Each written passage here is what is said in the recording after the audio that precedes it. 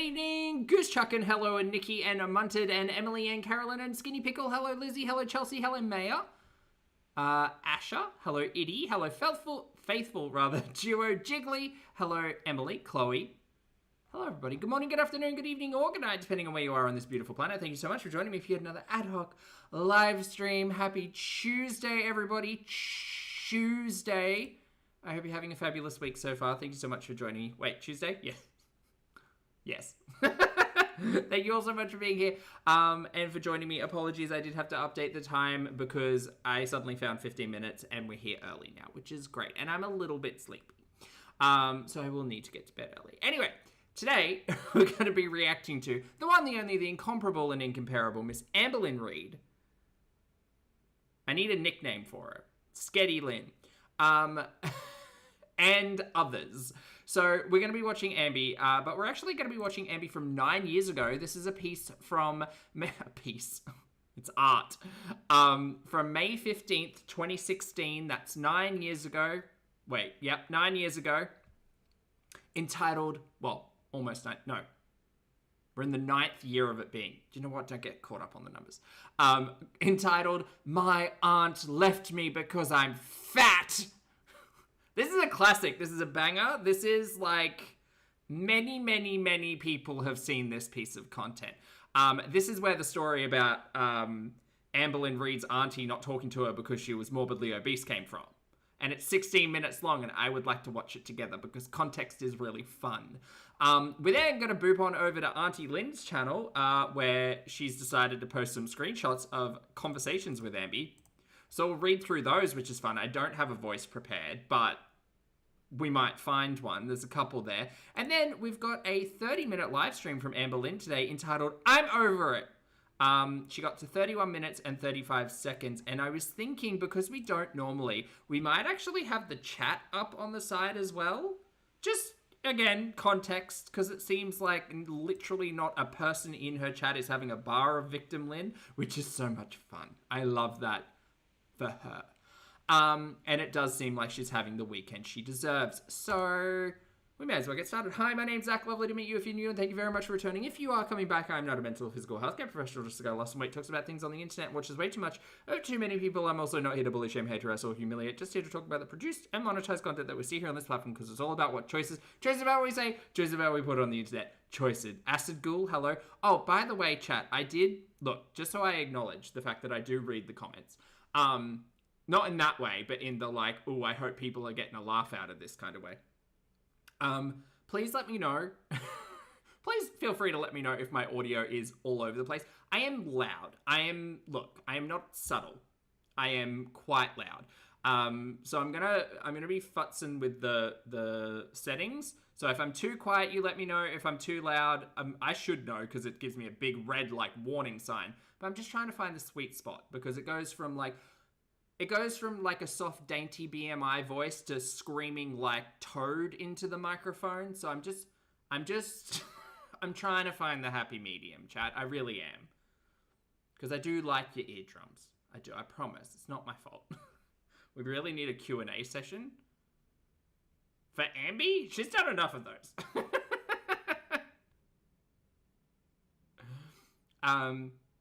You're only loud when you get excited. Fair. I mean, that is accurate. I am Laughy Toothy after all. All right, let's get to. This is Lynn Reid from 2016. My aunt left me because I'm fat. Let's go. Oh, hold on. I have to make sure it's actually lined up. Yep, it's good. All right, let's go. Hey guys. So honestly, I'm making this video because I feel like I need to vent. I need to talk. I need to get it. See, I don't know if it's better for her to be slightly louder than me or not. Oh God, can't win. I need to just scream about it and be like, what the actual fuck is happening right now? You're a touch quiet. Okay, so I've got to check. Hello. There we go. Okay. I don't know where to start. I'm just trying to match her energy. Iconic glasses era. Yeah, so for those of you who don't know, Lynn Reid does not actually have a prescription glasses. These aren't even blue light glasses, though I think she had them for a time in the old house. No, the whole reason why Lynn Reid decided to start wearing glasses was because her then partner Crystal needed to, and Ambi is weird. It's gonna be all over the place. My apologies. I never said I was a professional girl. Like, I'm nowhere near professional, and yeah, so, okay. Poppy Where louder do I than even Ambi. begin? Okay. All right, I'll try. Okay, so for my whole life growing up, my mom... Lottie, good to see you, honey. Thank you for the note. Lottie said, if you're new here, Zach has all the subtlety of a fucking grenade. There's a risk of tinnitus. Is it tinnitus or tinnitus? They're different, aren't they? Tinnitus to earbud users. Also risk of trolling for all. Thank you for tolerating the nonsense. Yes, chat, thank you for being here and encouraging the shenanigans, but that is your official warning. Thank you, Lottie. Had this like secret family. It was her mom and her sisters. Oh, back. I'm missing so much. Hold on. I'm nowhere near professional, and yeah, so... Okay, spelling it out like that does not help. Tinnitus.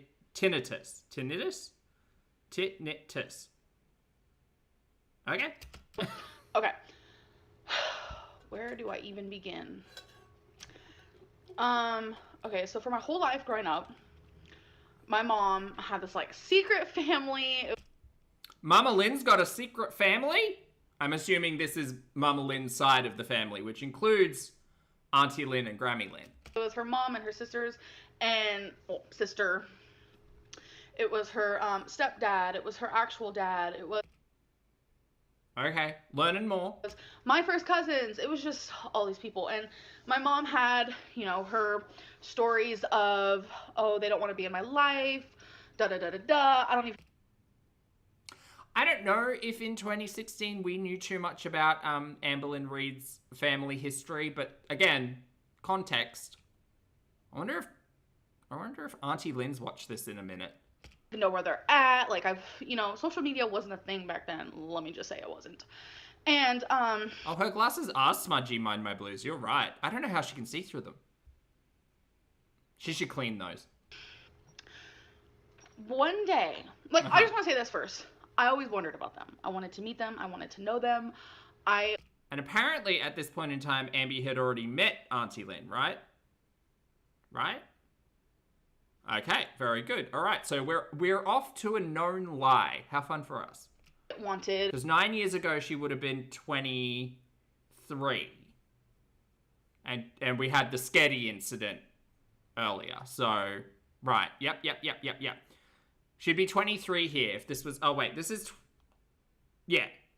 No, she's 35 this year. So she would have been turning 24 here, I think. Oh, I'm bad at math. I'm sorry. Another family. 23, 24. Sorry, I'm just trying to fix this a little bit. Sketty gate. And, what a mess. So, I was curious, like, who are the... Yeah, she also lived with Aunt Tammy while she was 17, so I don't know how Auntie Lynn was a surprise to Amber Lynn. When she had, like, gone to man-made beaches and theme parks and stuff when she was visiting when she was 17, right? Huh. Wow. Ambi's a piece of shit. Sorry, Ambi, but you lie, you never lied so much. You lie like you breathe. Poorly. I know I say that phrase far too often, but it is one of my favorite things to say. One day, like, I just want to say this first. I always wondered about them. I wanted to meet them. I wanted to know them. Oh, 34 minus 9 is 25. I'm an idiot. Okay, never mind. She was 25. So she'd known about... I was about to say Tammy Salami, but that's that's Tommy. Auntie Lynn for a minute. I am so bad at math. I wanted another family, pretty much. Sorry, I'm just trying to fix this a little bit. And, I think it's also because YouTube does rounding. Like, it says it's 9 years, but it's actually 8 years and, like, 9 months. Anyway, it doesn't matter. Whatever. What a mess. That makes it worse. So, I was curious, like, who are these people? I knew I had so many family members I'd never met before, and I was very intrigued with the whole situation. And this was back when MySpace was a thing, okay? I was probably 16, 17, probably 17. See, she's bad at numbers too. Well, don't compare yourself to Amberlynn Reid, Zach. Come on. And I get a message from some woman on Facebook. I mean, see, Facebook is a thing. Back in the day on MySpace, sorry. Saying, oh my god, I found you. Oh my god, like, I can't believe this. I love you. Like, this whole long thing. And then I look again, and it's like these other girls just like, oh my god, hey, like, I love you, and I can't believe this, and I hope you get back to me. I'm like, who are these people? Like, what? It was my aunt, which is my mom's sister. Kind of weird if you found like a long lost relative on the internet and you started out with like, oh my god, I love you so much, I miss you. Not like, hi, I'm Auntie Lynn, I'm your mother's sister. The way she paints this, the way she tells stories the same way now. It's crazy. It's crazy. Like the important stuff, not to be discussed. And it was two of my cousins, and I was like, oh my god. The people I've been wondering about and dreaming about and like, oh my god, about, like, found me on MySpace, like, how?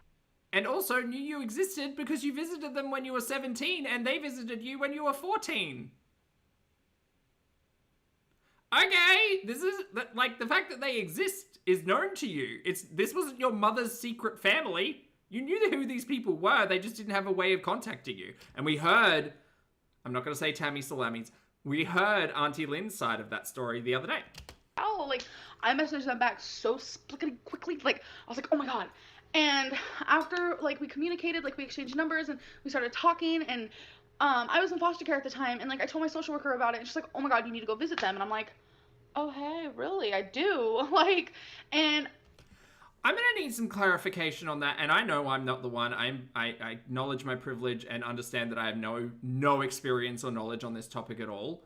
But considering the conversation of foster care, and Auntie Lynn had some things to say about it the other day, I'm assuming it's because of, like, maybe location and distance, or the fact that, like, the foster system was saying, hey, there's an opportunity that you might go back and live with your mum, but your mum needs to, like, change her ways and this, that, and the other. So, I don't know, but the fact that there was absolutely no communication with, like, such close relatives seems, I don't know. Maybe it's just a thing. I don't know. I did. When I was 17, I met my cousins, and I met my aunt, and, like, they showed me pictures of when I was a baby. I knew them, but I was like, oh. Go back. This is like finding a treasure, by the way, chat. Also, it wasn't really hard. I literally just typed in Lynn, Reid aren't fat, and this was the first one to come up. So I knew what I was looking for. I don't really go, like, digging deeply on stuff, but I knew what I was looking for. Tina, thank you for being here for 3 months, honey. Tina says the girls are experts in documenting their lies. Well, they seem to forget about them. But they've documented them. They just forget the stories. Really, I do. Like, and I did. When I was 17, I met my cousins, and I met my aunt, and, like, they showed me pictures of when I was a baby. I knew them, but I was like, oh, I don't remember that stuff. Like, and it was so awesome. And so, except you did know them because you met Auntie Lynn when you were 14, 17, and 18. Because you lived with them when you were 18, you visited when you were 17, and they visited you for Sketty at 14. I love a timeline. When I turned bad at math, great with plots. 18, my mom started getting close to them, and my mom ended up moving to Oklahoma, where my aunt and my cousins were. Hold on, Ambi. First of all, great face. Second of all, gonna need you to slow it down, hun. This is only 1.25 times speed. I'm gonna say, I feel like reaction channels suffer the reverse effect as the girls, because just in this one particular context, I guess. But I know when I started out, I was very I was a bit more soft-spoken and a little bit more thoughtful with my words and a little bit slower paced. And I feel like that's probably a very, very similar thing to a lot of what people who start making context is like. We've seen, that didn't make sense. We've seen Ambi's iconic first piece of content, but she got real loud and fast for a minute there, and now cognitive decline, Mary. Everyone's got the brain mold, and by everyone I mean Ambi and some Canadian in Syria that I'm not really interested in at the moment. I remember that stuff, and it was so awesome. And so, Pickle Pocket. When I turned 18, my mom started getting close to them, and my mom ended up moving to Oklahoma, where my aunt and my cousins were. And when you were 18, your mum started getting close to her sister, Auntie Lynn. Got it? My mom started getting close to them, and my mom ended up moving to Oklahoma, where my aunt and my cousins were. And apparently Mama Lynn's been there for a minute too. We were all finally close, and I was like, okay, I'm 18, I'm out of foster care, I want to live with you guys. And so I went to go live with my aunt, and I felt so wow, this family's awesome, especially when Really? Because that's not how you tell that story now. You tell that story with, and I moved in when I was 18 and nothing was the same and everything was boring and terrible. Huh. Weird. That does make sense. Like, I'm more curious about the whole, like, Ambi not knowing anything about Auntie Lynn. Not like when she was getting to that aging out point, but when she was, like, kind of initially involved. Yeah, I don't know. I visited them because when I was still in foster care, I did go to Oklahoma just to visit with my brother, and we stayed for 2 weeks, and it 17 was bliss. We had such a fantastic time, and when I had to leave, I cried like a little baby. Like, I loved it. And then when we went to go live there, things were a little different. I mean, not we, sorry, it was just me. My brother stayed in California. Okay, so this story is panning out similarly. When I went to go live there, things were a little different, and it was rocky and weird, and that's a whole other story all in itself. Did you ever tell that whole other story in itself, Ambi, or was that just like... What's Auntie Lynn's perspective of when they lived together when they were 18? Well, when Ambi was 18? What's that story? How did we get from 18 in Oklahoma to Casey? How did we get there? Was that the footprint or the timeline, or did Ambi go somewhere in between? Was that before 18? Oh god, I can't remember. The timeline's hard. I'm gonna need to watch a documentary. And, so let's fast forward a bunch of freaking years. And I actually, you know what? I'm sick of fucking around. I'm getting a blackboard. I am going to figure this out. I'm going to figure this out. Here I am now. Grandma's house. But wasn't Grandma also in Oklahoma? That's where her house is now. That's why the sisters are fighting over it.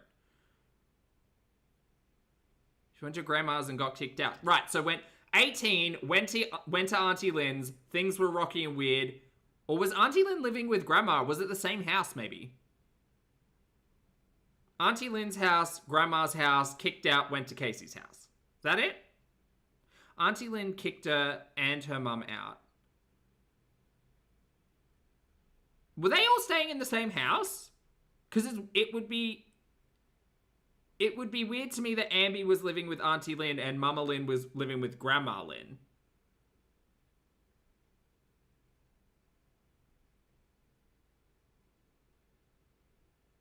Why? Because Ambi was also confusing was also saying how there wasn't enough space in Auntie Lynn's house. So there are two different houses. Ambi was saying how, like, she had people sleeping on the floor and didn't have enough rooms and all of that. Mama Lynn was living with ALR and Auntie. Mama Lynn, ALR and Auntie. Right, so kicked out of Auntie's house, went to Grandma's house. Grandma kicked them out too, and then Mama Lynn figured something out and Ambi moved in with Casey's family. Right?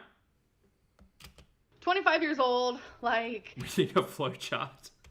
I don't understand something. My aunt has completely... They both went to live with Grandma after. This dysfunctional family, y'all. Stopped talking to me. And these... Hold on, go back. Now, 25 years old, like... No, need more context. Sorry, we went from 18 to 25 real quick. Sorry, it was just me. My brother stayed in California. When I went to go live there, things were a little different, and it was rocky and weird, and that's a whole other story all in itself. And, so let's fast forward a bunch of freaking years, and here I am now, 25 years old, like... 18 to 25, we went Casey's family, Crystal's family, single living. Wait, was the single living between... Oh gosh, there's too many people. Was there single living between Crystal and Destiny? Was that Destiny and Beck? I know that one happened. Oh boy. Like, I don't understand something. My aunt has complete... I'm gonna need dates, times, timelines, alternate timelines, partners, eras, a family tree. Gonna have to get Ancestry.com on this situation. Stopped talking to me. in December. We assign each family member and girlfriend a color or something. Single living between Destiny and Beck, not between Crystal and Destiny. Right. So abusive and or cheating on Casey and Crystal into Destiny, into single Lynn, into Beck. Right, got it. She blocked me on Facebook. She blocked... Havasumam, thank you for the super chat, honey. This so feels like investigations. Havasumam says, towards a whiteboard and chalkboard to keep track of this messiness. Girl, I'm gonna do it. I'm gonna do it. Chat, can someone leave a comment in the chat just afterwards, please? After this, just a comment down the bottom to remind me. I've been talking about this for years. She blocked me on Facebook. She blocked me on her cell phone. Blocked my number completely.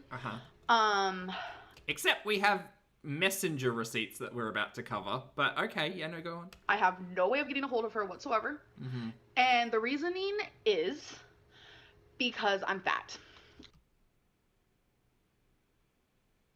Well, there you go. Okay. You'll recall the other day when Auntie Lynn was like, I'm sick of you dragging me and my family's name through the mud for decades. Here is an example from 9 years ago. I'm not kidding. I know that sounds... Oh, Marie, I'm so sorry if I missed your super chat, honey. What did I miss? Marie, thank you. Love. Marie says for the Blackboard Fund. Professor Folfy, thank you so much. Thank you so much. I'll be opening admissions to the College of Manipulation with the Dean, Amber Lynn Reid's approval shortly. It's bad saying it like that. So you have to go to the academy first, and then you graduate, and then you go work in the Amber Lynn Reid factory. That's the pipeline of Amber Lynn Reid education to career. Yeah. But the truth is, it's because I'm fat. You get your undergraduate in manipulation. You can decide if you want to go for honors or a doctorate in gaslighting and being a lying piece of shit. And depending on your outcome, then we'll move you into the factory. Yeah, you can come visit in the stationery cupboard. She always watched my YouTube videos, and she saw me struggling with my weight, and she saw me struggling with the things I ate, and my... Cold Brew, thanks for the super chat. Love Cold Brew says, some more doubloons for the whiteboard and string. Red string and tacks. Ooh, a corkboard. We're going stationery shopping, chat. JJ, thank you for the super chat too, hun. JJ says, Amber Dean. binge eating disorder. And, Dean Lynn. And all this stuff. And... Can we major in self-diagnosis? I think that's an elective from memory, because that one doesn't take a lot of work. You just kind of that's like 2 credits, not 4 or whatever. She told me specifically in December that she's tired of watching me self-destruct myself. Okay, that I can understand. Honestly, I do. Great. Stop watching my YouTube then. Cool. But why cut off all communication with the person just ongoing studies that you tried so hard to find when I was younger? I come from a crazy family. It's the truth. I come from drug addicts, bipolar people, mentally ill people. I do. That is the family I come from. Did you honestly think that I was going to be the only normal one? Did you? I was in foster care for all my life. And it's like, if my aunt is watching this, which turns out she probably was. I hope she is, which I don't know if she is. Really weird considering, again, the messages and screenshots we're about to cover. It is May, and we haven't talked for December, January, February, March, April, May. Like 6 months. And I have tried so hard. I have downloaded texting apps. It's ridiculous. Is it?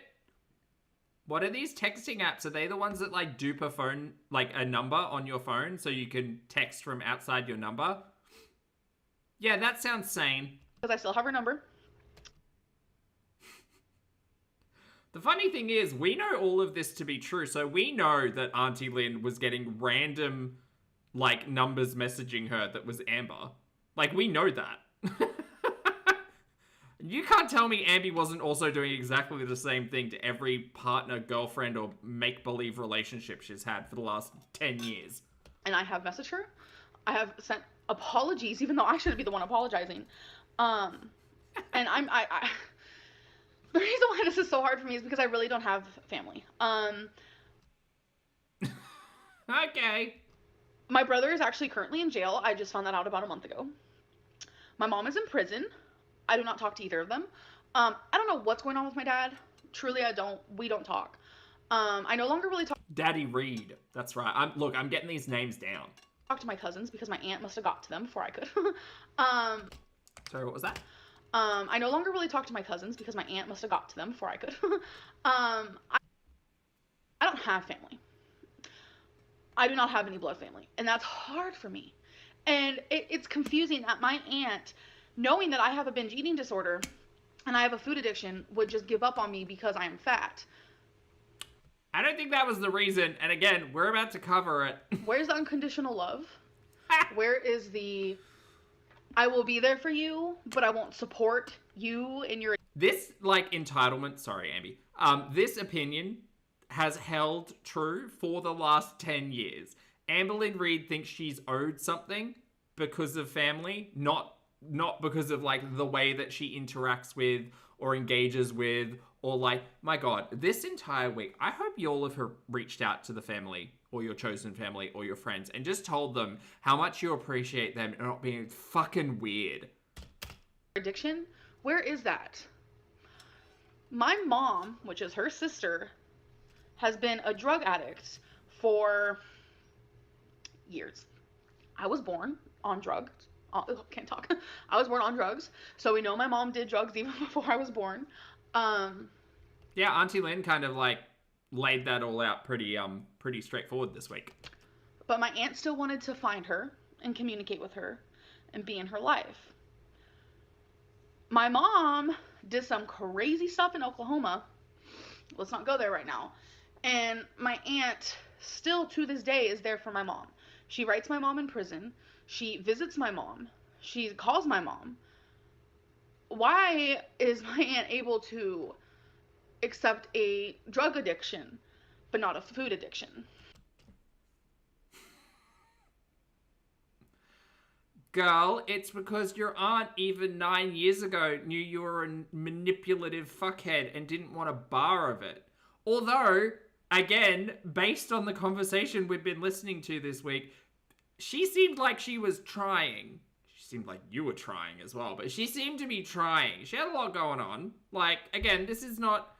I think the whole thing's messy, don't get me wrong, but, like, I think it's fucking rich that Ambi decided to sit on the internet and tell us, the audience, unaware, 9 years ago, that Auntie Lynn was fat-phobic and hated Ambi because she was chonked.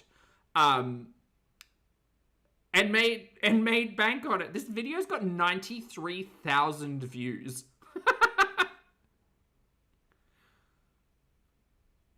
And again, now we've got the other side of this coin. It's taken 9 years for the majority of the audience to hear Auntie Lynn's side of the story. And we're about to get to the screenshots that are around this timeline about conversations that you two were having.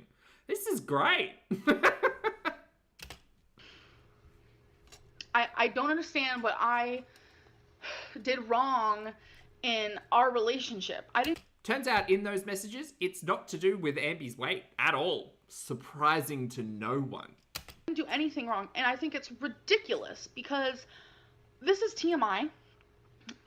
This is probably not something I should say, but my aunt used to have a drug addiction and she beat it.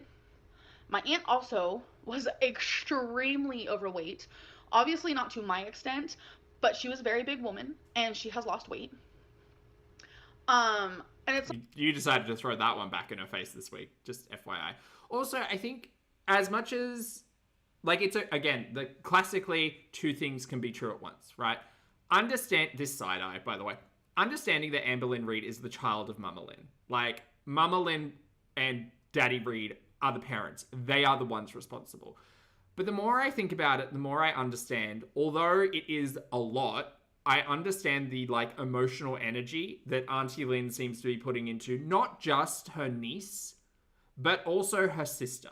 Like, that that call the other day honestly felt like 15 years worth of like dysfunction and stress and like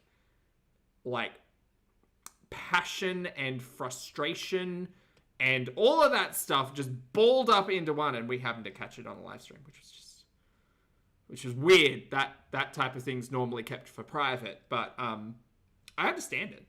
Like, I understand she bettered herself in 2 ways. You know, she no longer does drugs. Hey, Kiwi. And she's lost a lot of weight. Hey, Valen.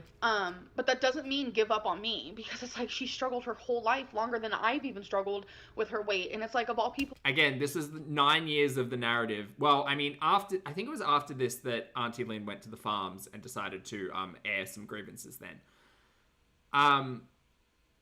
But if you're only a viewer, if you're unaware of the like wider conversation, people would have watched this 9 years ago thinking that Auntie Lynn was fat phobic, and the whole reason why Auntie Lynn wanted no contact with Amber Lynn was because she was a fat girl on the internet.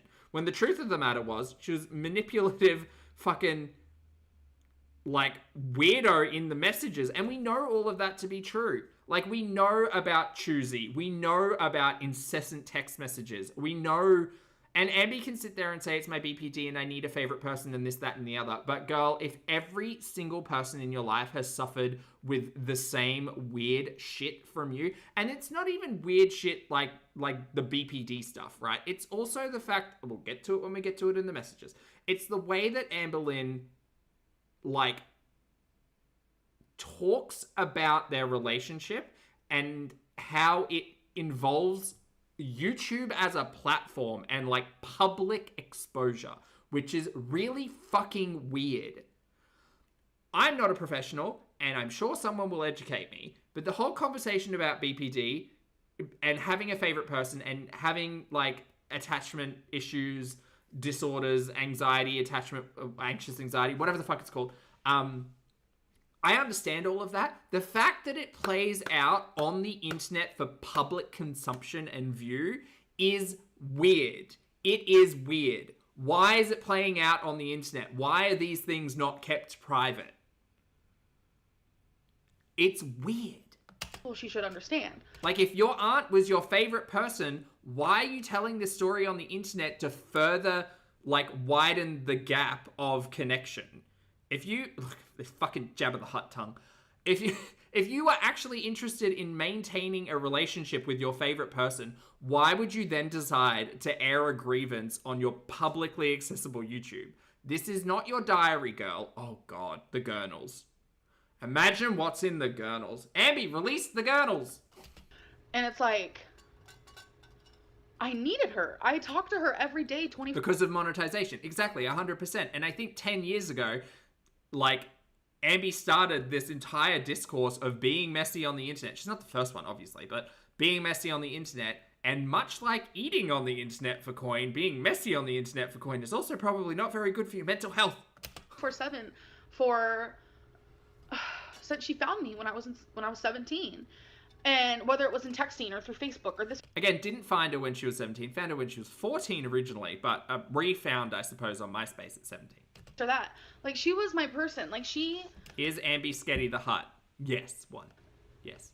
I think that would be a fabulous piece of fan art, personally. Was there when I needed someone to talk to, and it's confusing that a Keith. family member could just cut off all ties because I'm fat. Like, that's... No, didn't turn out to be that. Turned out because Ambi was fucking weird. That's honestly what it boils down to. Lottie has a note. Thank you, Lottie, by the way. As always. Lottie says, Aunt Tammy used to comment on every single one of her videos and Ambi would respond to them. When Ambi says they messaged every day, she has always included the YouTube messages in that. Yeah. Yeah. Turns out it's weird to build like a family dynamic and stay in touch with relatives and close ones on YouTube as a platform. Bro, we are here for entertainment and that's weird. I understand I have problems and I have issues, and I feel like what makes those problems and issues escalate into like a bigger like whole thing is when people give up on me. I have been given up on by every single person I've ever known, And it's like for my aunt to snoop down to these like levels is just Snoop. Snoop? I don't know what to do anymore. Like I've tried reaching out to her and I just I, I literally have nothing more I could do. I think more than anything I'm just completely shocked about the whole thing because she's been in my position and she's a lot older than me and she finally figured herself out to where she could lose weight. And it's like when she was 25 she didn't do it, and it's like you were in my shoes at one point. Why, instead of trying to help me, you just leave? I don't know. I just really Kelsey, I'm totally gonna fail vocab Lynn 101. It's alright, we can get a study group together. I believe in us.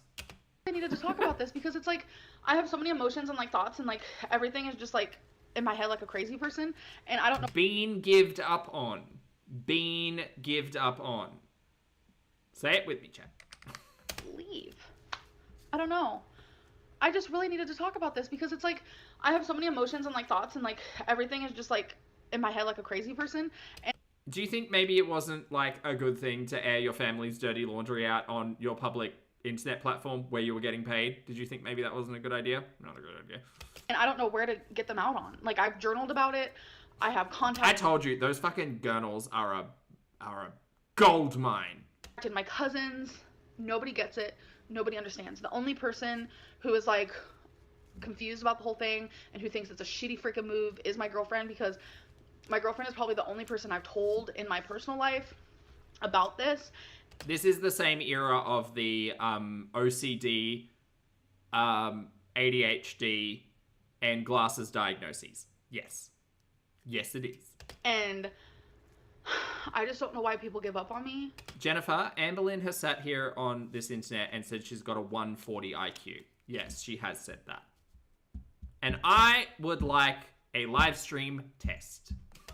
And I don't know if it shows what type of person I am, or if it shows what. How will we know we'll be able to read the handwriting? Well, one. You see, the fun thing is that Amber Lynn Reid has sat on this internet and also claimed that she types out every journal entry before writing it into her journals. So I have no doubt that we'd be able to read it in some type of format. Also, she's published, self-published, multiple books. I think we could probably, I think we could read it. What person my aunt is by just completely being done with me.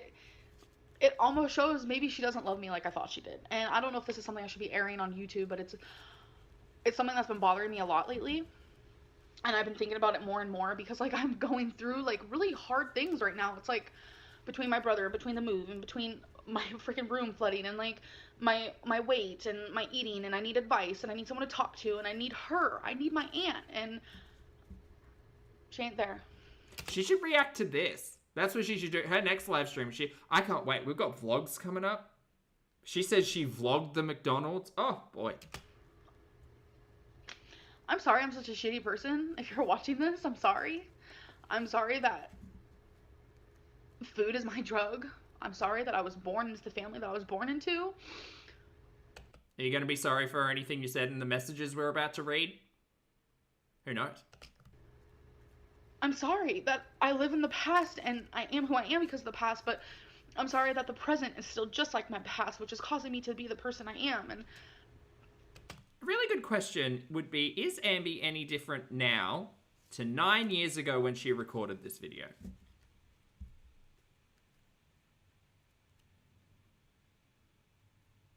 I'll let Ambi answer that one. I don't need a goodbye. I need a hello. I need you, and I need support, and I need help, and I need just... I don't have a mom anymore. Like, and I haven't for a while, and it's like, you were my mom for a minute. Yes, she's worse.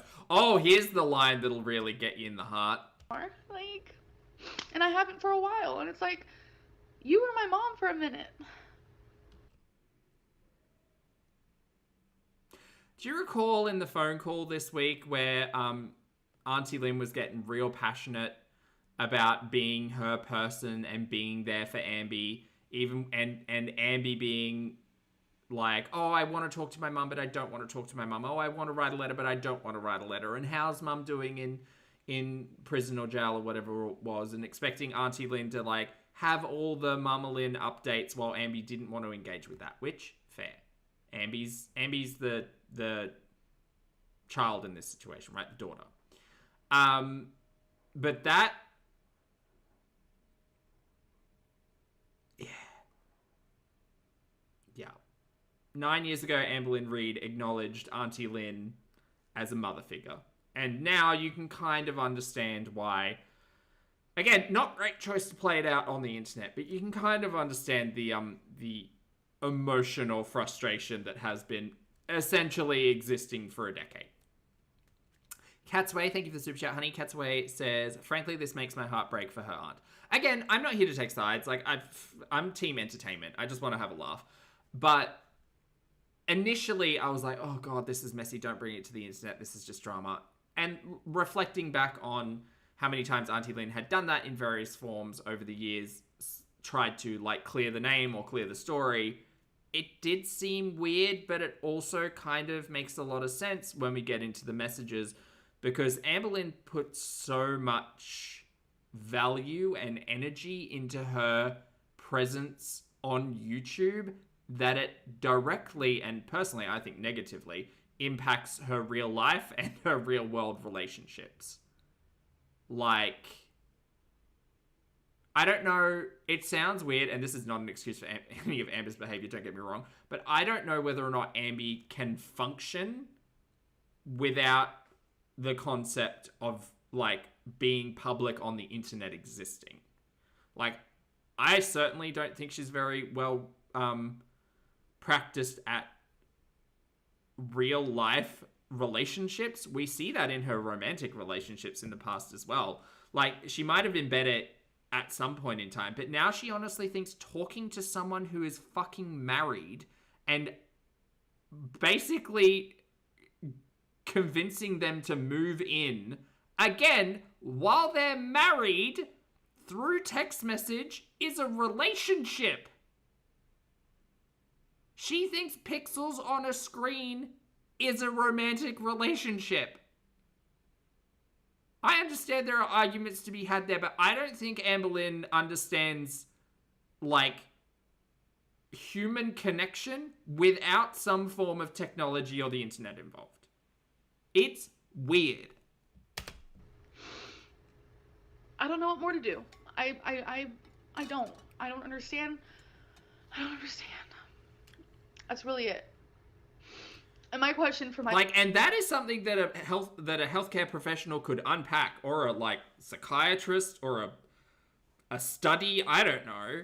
And it's more than likely, I'm sure there's a big conversation to have around interpersonal relationships and dynamics and, like, social media and being a public figure and all of that stuff. But, like, if I can understand that if you have a hard relationship with food, you eat on camera and get paid for it, that might, like, form some type of terrible situation in your brain, because brains are scary.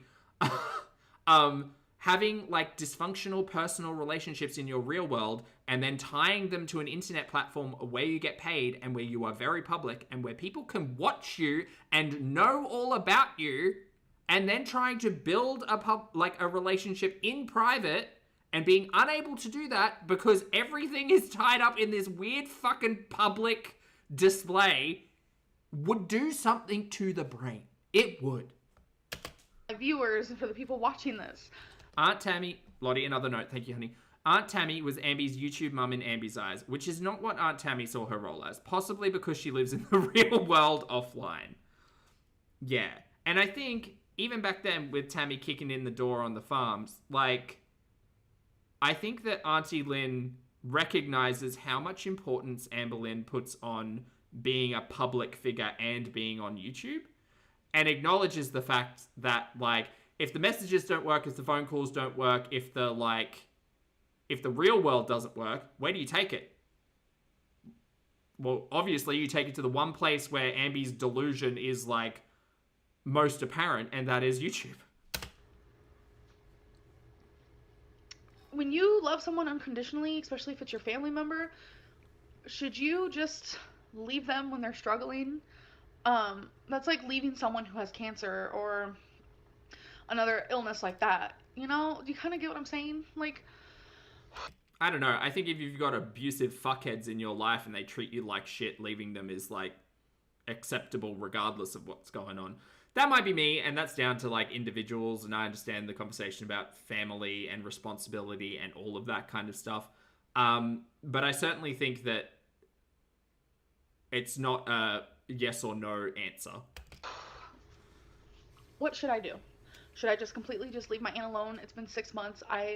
For the first couple months, I did just leave her alone. I thought she was going to come back and say she was wrong and that she shouldn't just drop all ties because I'm fat and I have... Taco, you're very right. It is warped. It is wild. And I'm not saying that, like, that to prove a point or anything. I think it's so bizarre. And I think part of the reason why a lot of people enjoy watching kind of the full timeline of people like Amber or people like Chantel or people, pardon me, like Rosie, is that you can see how the dysfunction in the real world is impacted because of their perspective on the internet.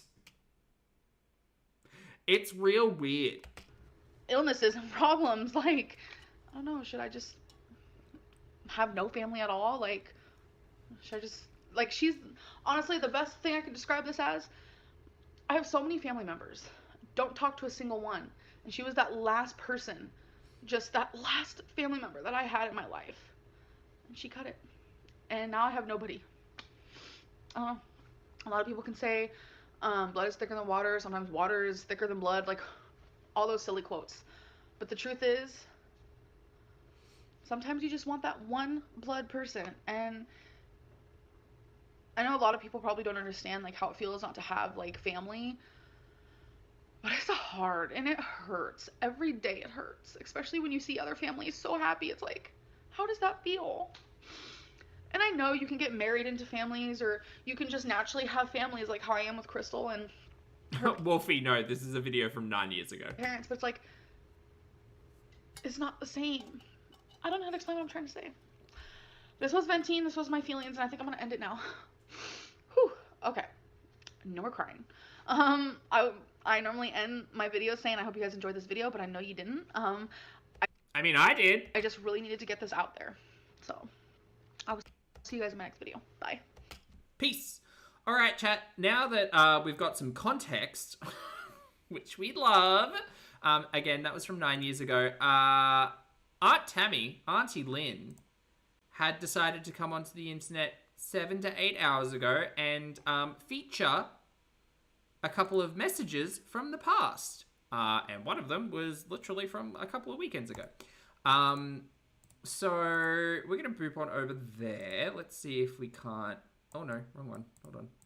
Hold the phone. There we go. All right. This button. There we go. Fabulous. This is from 7 hours ago. Here is one example of many that a lot of people are asking for. Now, considering the name has been scrubbed off at the top, I am going to take a couple of assumptions that this is a conversation between Auntie Lynn and Amber Lynn.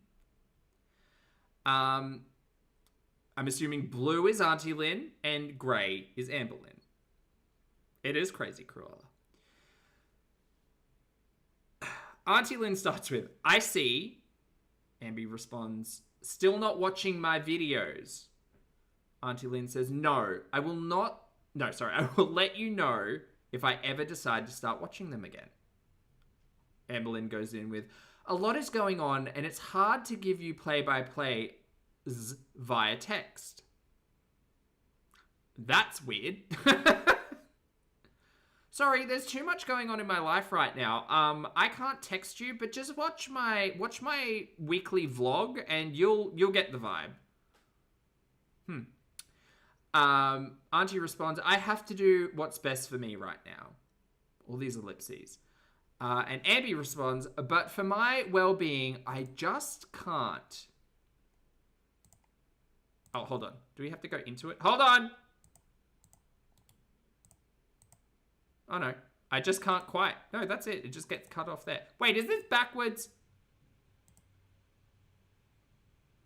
Do you know what? No, I'm just going to go through it as we go through it. It's fine. It's not a problem. It's fine. Everything's fine. I just ruin everything. Sorry, chat.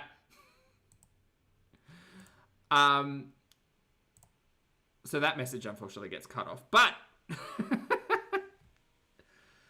Auntie, sorry, I'm not going to do it. Auntie's a big fan of the three ellipses. Three ellipses? The ellipses, the three dots. Relatable. I'm not going to do it. Regardless, you should remember past conversations. It's the same things over and over. Auntie seems kind of over it. Ambi responds, because of my weight. So I'm assuming this message was just before she recorded that video 9 years ago. Auntie responds, partly because of your constant choices and excuses surrounding your weight.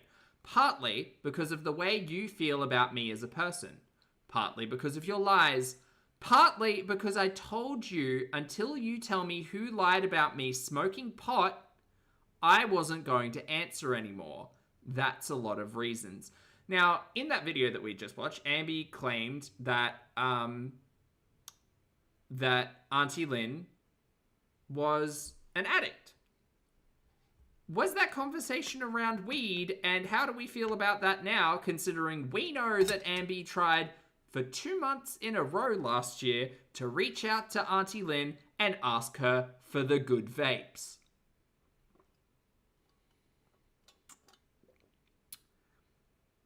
Ooh, tea.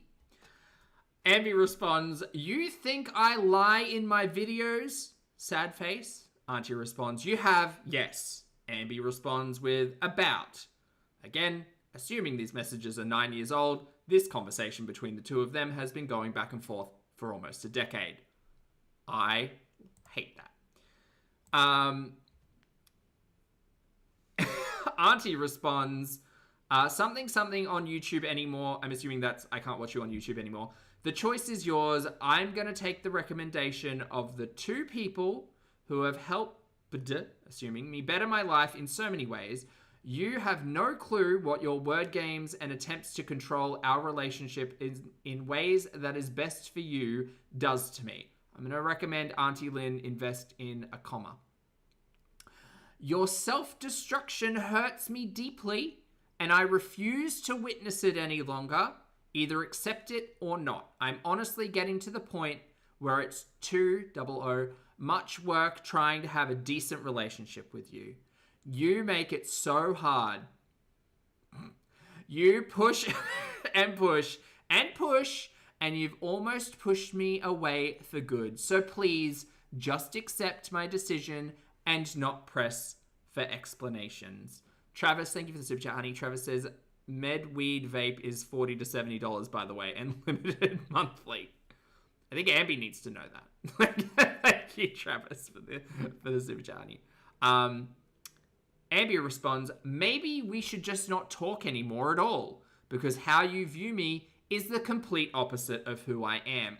I've never, ever lied in a YouTube video before. Again, for context, some of you may know Amber Lynn Reid has created multiple videos and live streams entitled, essentially, kind of sort of verbatim, all the things I've lied about. Amber Lynn Reid has one particular video outlining according to her, every lie she had discussed or mentioned up until that point. And the reason why it exists is because people like reaction channels, compilation channels, forums, clip shows, call them out consistently. So, Ambi stating here 9 years ago, I've never ever lied in a YouTube video before, seems inaccurate. I've lied to you before about how much weight I've lost, but I ended up telling you the truth. Oh, hold on. Is it because I'm zoomed in? Maybe it's because I'm zoomed in. Am I the idiot? No, is it the next? It's the next slide. Never mind. All the slides. Poppy, get it together. Just do it. It's not that hard. I've never lied to you before about how much weight I've lost, Sorry, I've lied to you before about how much weight I've lost, but I ended up telling you the truth because of how guilty I felt. I'm not a bad person, but you see me as that way. Family does not give up on family. The accusations of the AO3 YA fiction right here. Because someone in their family is massively morbidly obese. My videos are not just about my weight and what I eat. My videos are just about my life, my girlfriend, my happiness, my adult life on my own for the very first time. It hurts so damn bad knowing that all you see when watching my video is self-destruction when there's so much more to them than that. I'm crying now. I'm so weak.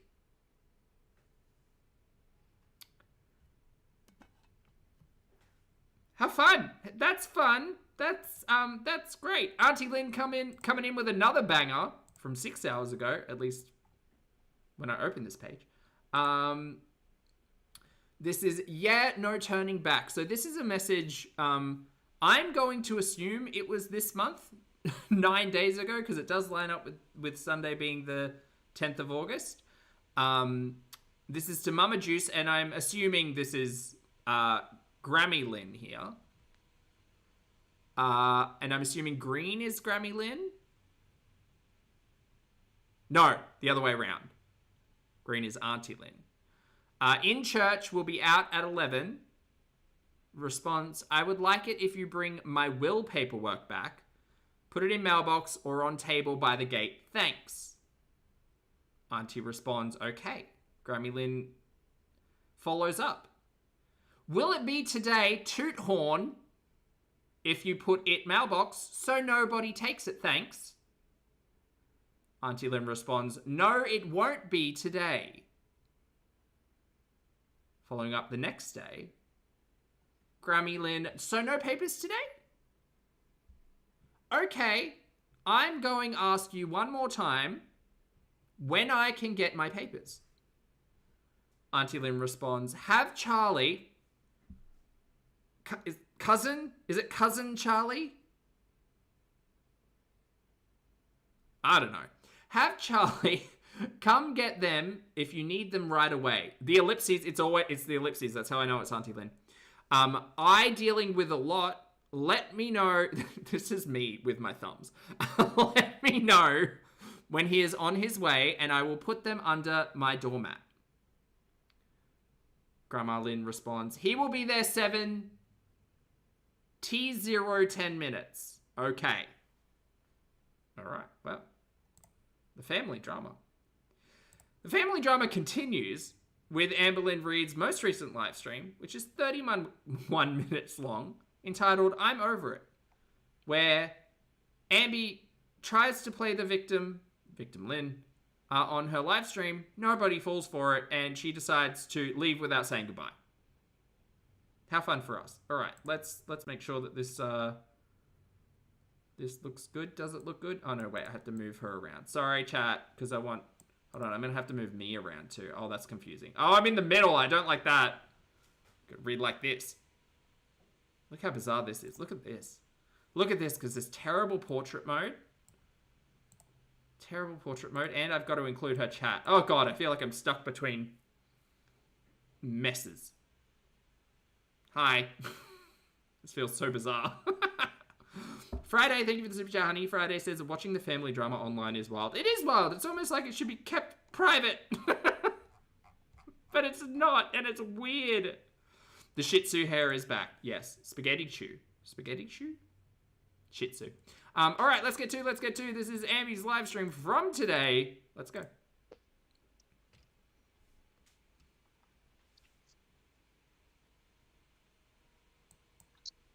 Let's see here. So she didn't open it as members only. The first line is get therapy, which, accurate. Making it to where only members can talk. Lottie said, in this setup, you look like you're about to play mediator between Ambi and her chat. She switched on that members only mode right quick.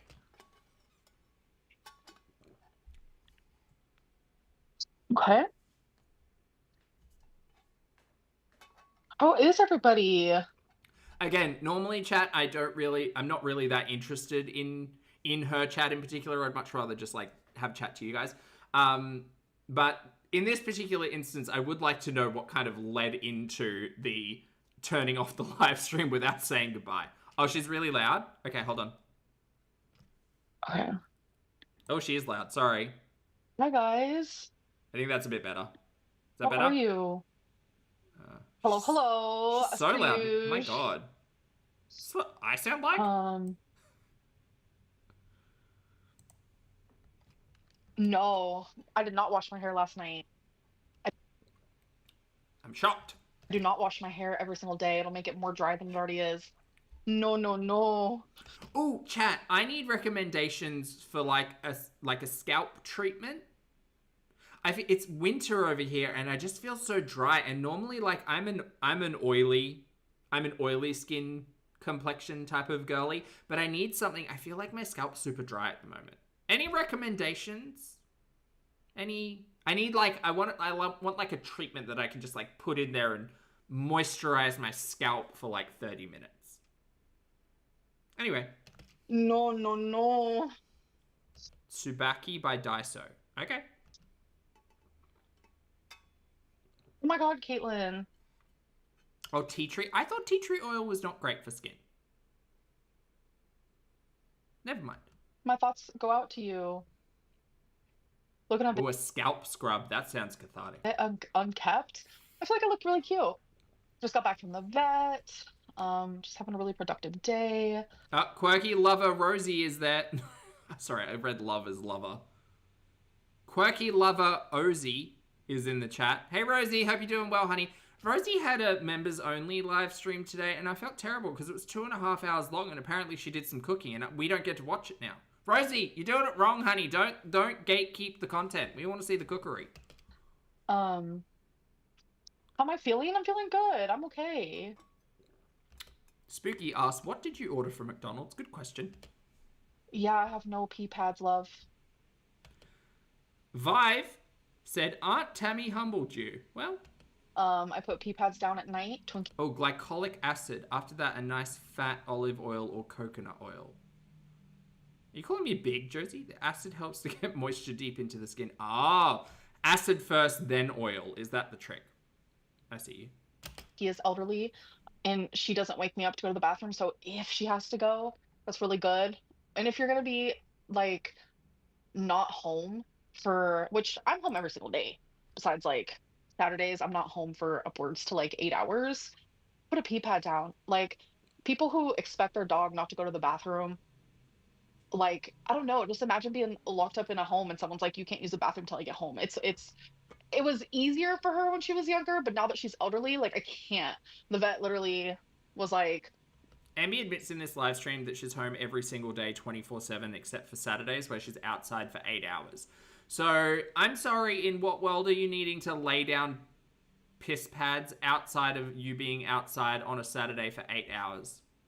Allegedly, which I also do not believe, by the way. Also, we're going to get into this timeline because just so we can popularize this concept, chat. At this point in time, Ambi has confirmed that she doesn't go to bingo on Fridays with her mum and that she doesn't leave the house outside of being able to see her mum, right? Even taking her walking twonk outside of the equation, Ambi is now admitting to basically sitting at home on her Winnie the Pooh behind 6 out of 7 days, and her Saturdays are spending 8 hours with her mother. Excellent. Now we have Ambi's week to week, just so you know. Girl, she's older. Oh, she also doesn't get out of bed until 3 p.m. and is probably asleep by 3 a.m. So undoubtedly she's sleeping for 12 hours. The kidneys don't work the same. And I'm like, are the kidneys okay, though? Which, the reason why that is particularly sticking in my brain is because of all of her conversations around therapy and doctor's visits and this, that, and the other. She's not in therapy. There is no way you can make me convinced that the timeline allows her to be in therapy. And do you know why? I fully acknowledge the fact that telehealth exists, that you can get therapy on a call, you can FaceTime in, you can call in, all of that stuff. Do I think that Amberlynn Reid is in therapy? Absolutely not. Do you know what gave it away this week? so many things. The first thing that gave it away to me was Ambi admitting that she can't go to the doctor without her mum. And I thought initially that just had to do with like emotional support. No, it's got to do with the driver. So Amber Lynn's not actively participating in going to a therapist, in being in a therapist's office. She might argue, hey, I do it online. To that, I would say absolute bullshit, because you've just acknowledged that you are too afraid to be confronted by your healthcare scares without your mum fucking holding your hand. So I am not convinced that you are in therapy unless your mum is by your side. And that's not happening because you only see her on Saturdays to go to bingo. And they are. Yeah. Also, bingo for 8 hours? Girl, that's hectic, Anna. Also, I think her mum hates her. Especially elderly dogs. Yeah, the animals are okay. It was Romeo's second set of shots, so. Black Dynamite super chatted to say, you got destroyed, Pookie. We can see you been crying. Got that done today. What did I order from McDonald's? I actually showed it in a vlog. Yeah, also probably not actively participating in therapy if you're not getting up until 3 p.m. in the afternoon. I mean, it does still give you 2 hours of, like, office hours or whatever, but, like, I doubt it. I've been obsessed with their, fudge sundaes. They're just, like, too good to be true. Kalinda, welcome to Stream Queens Mini. Hi.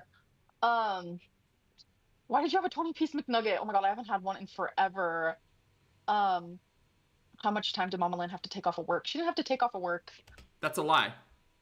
That's a lie. Mama Lynn drove you 20 hours to Wisconsin with stepdad Lynn.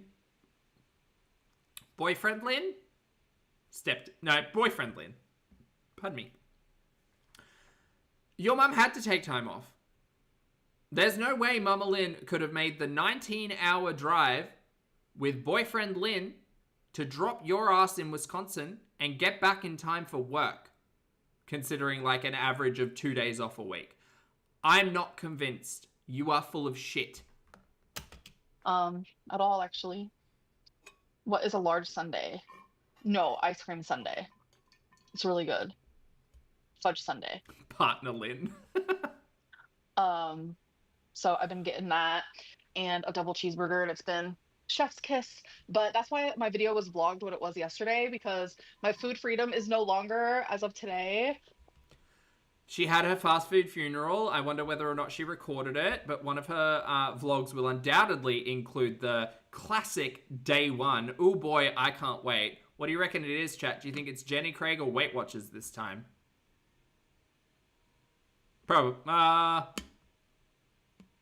Probably neither, actually. So, yeah, Caitlin, there is nothing wrong with that. The rumor is that you sit on the pee pads on the couch. Okay, Ando. Enjoy your time out, because you're just really annoying. Bye, love. I'm 100% certain. I'm 95% certain she's winning the pooing right now. Ando is like my biggest supporter. It is so weird. Intuitive eating. Oh, keto to compete with Aunt Tammy. That would be fun. I hope you know that there are a ton of people on your side with your aunt. Oh, I know. You guys have been so sweet, like genuinely, and I appreciate that so much. Like my Instagram. And we kind of called this out when the call happened, that a whole heap of Ambi's butt kisses would be in her DMs, allegedly, telling her what a great job she did, and oh, Ambi, you are the victim. A boo-hoo. Fucksa? Oh no, that's to her. No, never mind. Sorry, chat. I'm getting confused. This is why I don't read the chat, because there's too many chats. Instagram is flooded, and Foxa said, I don't really think you fully understand how much your aunt really cares about you. She just wanted to give you tough love. Yeah, maybe. I think that there's some unhealthy dynamics across the family, and we saw that all kind of play out on a phone call. But I fully understand where the emotional, like, charge was coming from. Saffron, thank you for the super chat, honey. Saffron says her mum probably doesn't hate her, but she's bound to Amber through guilt and making up for the childhood Amber didn't get because she's been an addict since being an 11-year-old, as per what Tammy said. Yeah, the whole like family history does give a lot more context to everything, which makes it like, obviously all of those situations are terribly sad. Like, it's It's awful. I agree. Hate is probably too much of a strong word. I think there's a lot of guilt, and considering certain personality traits amongst what seemingly the whole Lynn family, Ambi definitely is a big guilter. Guilter? Guilter. I genuinely just like appreciate you guys more than you know, like for real. So thank you very much. I think I'm having like my kidney stone situation type deal because I'm in a little bit of kidney stone pain. But yeah. Sure you are, girl. 3 bleeds on the pee pads. Oh God. Um, no. Yeah. Note doesn't block the person who sent like 3 back-to-back super chats that she might be uncomfortable with. No, the $2 is worth it, girl. That was my.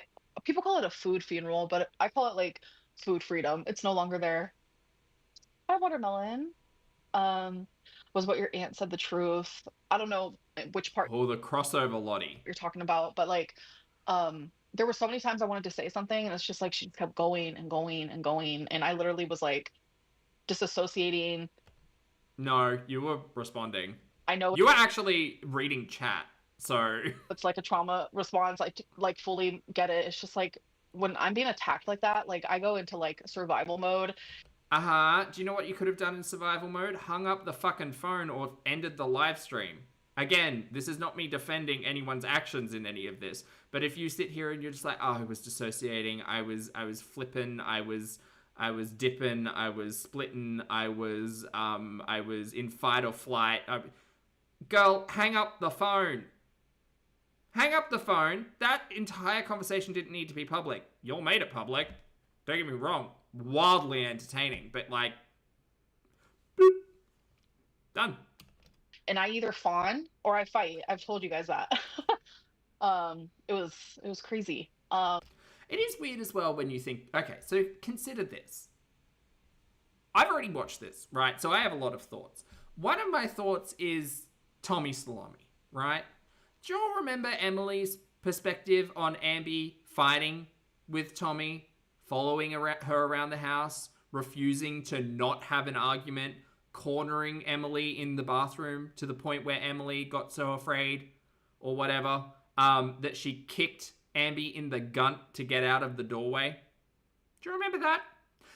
That, from Ambi's admission, seems to all be an accurate portrayal of what had happened. Prior to the call live stream, Ambi did a live saying she was going to square up, bring it, we're going to fight. They went back and forth through text message. So Ambi's got the ability to be confrontational in her, don't get me wrong. But she decided to not, I guess, the other day? Huh, weird. But I mean, it is what it is. No, I wasn't too stunned to speak. I wasn't stunned at all. It's something I'm unfortunately used to when it comes to like her and yeah. Rose, I think she's only got that energy in her when she knows she can win, or she knows she can manipulate, or she knows that she's got a sense of power in the dynamic. The thing with Auntie Lynn is that Ambi fully knew that she could just end the live stream. She could end the call. She could do whatever. It didn't need to be a thing. But I just don't know. The more I thought about it, Ambi started with the energy of, I'm going to have a back and forth, and ended with, I've been spoken to pretty brusquely with some facts and some reality. And I think it's a very different energy. She sounds absolutely unhinged. I'm so sorry. It's fine. Like genuinely, like I've owned up for the things that I've done.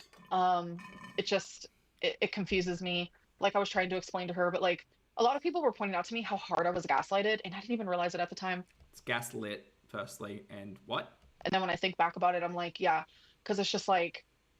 How exactly was Amberlynn gaslit in that phone call? Her and I haven't had a falling out in the last 5 years, and it's because we both like said we were going to start over and we were going to have a better relationship together, and that like stood both ways. Like she did some horrendous 100% silent. stuff. Like she was on Kiwi Farms, like saying awful things about me. I think she had no idea what she was talking about. You were on YouTube 9 years ago calling your aunt an addict and a fatphobe. Again, this is not in defense of anyone, but putting things into context, maybe her audience is not aware of that. Like, Auntie Lynn had a point when she said, you have dragged my name and my family members' names through the mud on the internet for 10 years. I mean, she kind of did 9 years ago. And just... She was a child of 25. it was very hard. And I was able to forgive her for that, and she was able to forgive me for my wrongdoings, and we moved on, like, past that. And then it's just like, all of a sudden, out of nowhere, this happened, and it was just like, oh. So I was very much trying to like focus on like the nows of it all, because we already had that. Like, for example, one, you're right. One said she was really quick to call Slummy out on a lie, but not Auntie Lynn. I don't think Auntie Lynn lied. I don't think Ambi could manipulate the conversation in the way that she thought she could. She thought she could just sit there and be like, no, but what have I done specifically in the last 2 years? What have I done? What have I done to you, Auntie, in the last 2 years? And unless there was like a very succinct answer to that, which Ambi would have undoubtedly spent time trying to pick apart, she wasn't acknowledging any of the other conversation. Oh, it didn't matter. It was when I was 25, or it was when I was 21 or 22 or 20 or 18 or whatever. Like none of it actually mattered unless it was relevant to the last 2 years, which I feel like is a very particularly poor argument style. What if I randomly just like popped off on my mom and I was like, you know what? Even though I forgave you, we're about to fucking just go crazy. It's like, girl, you like forgave, like, I don't know, the whole thing. I don't know. I just really hope, like, genuinely, just because like I am that type of person, I hope she can heal and get help, because it's like, I need help. I'm fully aware that I need help. Are you? Because you are not actively participating in the help that you might benefit from. I honestly think you're participating in some, like, mental health self-harm situation on here. Like, I think your interpersonal relationships are in active destruction because of your incessant need to be on the internet. That's what I think. But I am no one, so don't listen to me. I know my wrongdoings, I know my this and that, and it's just like she just acted like holier than thou, and it was just like hard. But I kind of like checked out. I was disassociative. I was like literally having to like try my very fucking hardest not to just bawl my eyes out, because I was like, some of this is like so triggering for me. Some of the things that she would mention like from my childhood, and it's just like about my dad, and it was just, oh, it was a lot. It was like a lot. But no, wasn't stunned. Very much used to that type of behavior. I just felt like, damn, okay. Lottie says, Auntie Lynn's identifiable lie that Ambi called out is that Aunt Tammy is not, in all technicality, Ambi's only aunt. I feel like if there was more, it would have been jumped on just as quickly. Yeah, don't worry, chat. I mean, she was fully checked out, dissociating, like, couldn't listen to any of the conversation, fully triggered, but pounced on that one. You know, so. But yeah, your guys is like... Yeah, checked out because she doesn't care. Checked out because she was too busy crumbing over the sympathy she was getting in her chat. Support has meant the world to me, so I fully see... And seeing, like, the fucking dollar signs rack up. Yeah, and I appreciate it more than you guys know. How are you doing? I've worked same issues as you for years, so I feel you. I really wish all the best for you. Thank you. And I'm feeling I'm surprised the word therapy is not blocked on her channel, by the way. a lot better, for sure. Hashtag Team Amber. Oh my god, Nikki, thank you. My girlfriend, Shura Dylan, I probably cannot pronounce that right. I'm sorry, but she loves you. Can you say hi? Hello. I love you. Super sweet.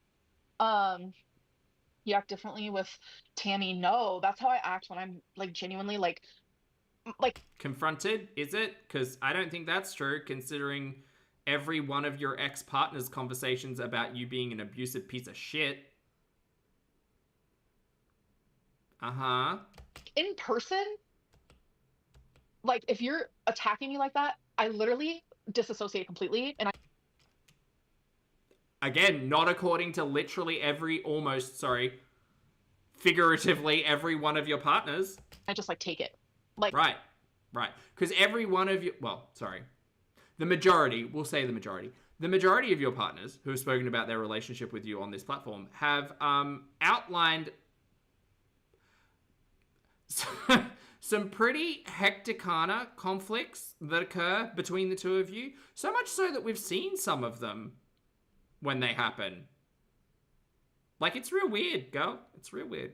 Clout, thank you for the super chat, honey. Clout says she has so much to say now that Auntie isn't here to defend herself and show the light. Now she's happy in her manipulation cocoon. Ooh, manipulation cocoon. I like that, Clout. Thank you for the super chat, honey. It's like a hug box, but even smaller. Like, that's just like how I am. I don't know why. Unless you get me in my flight moment and then I split and I'm like attacking back. What? Hold on. I'm going to need help there. Associate completely and I just like take it. Like, that's just like how I am.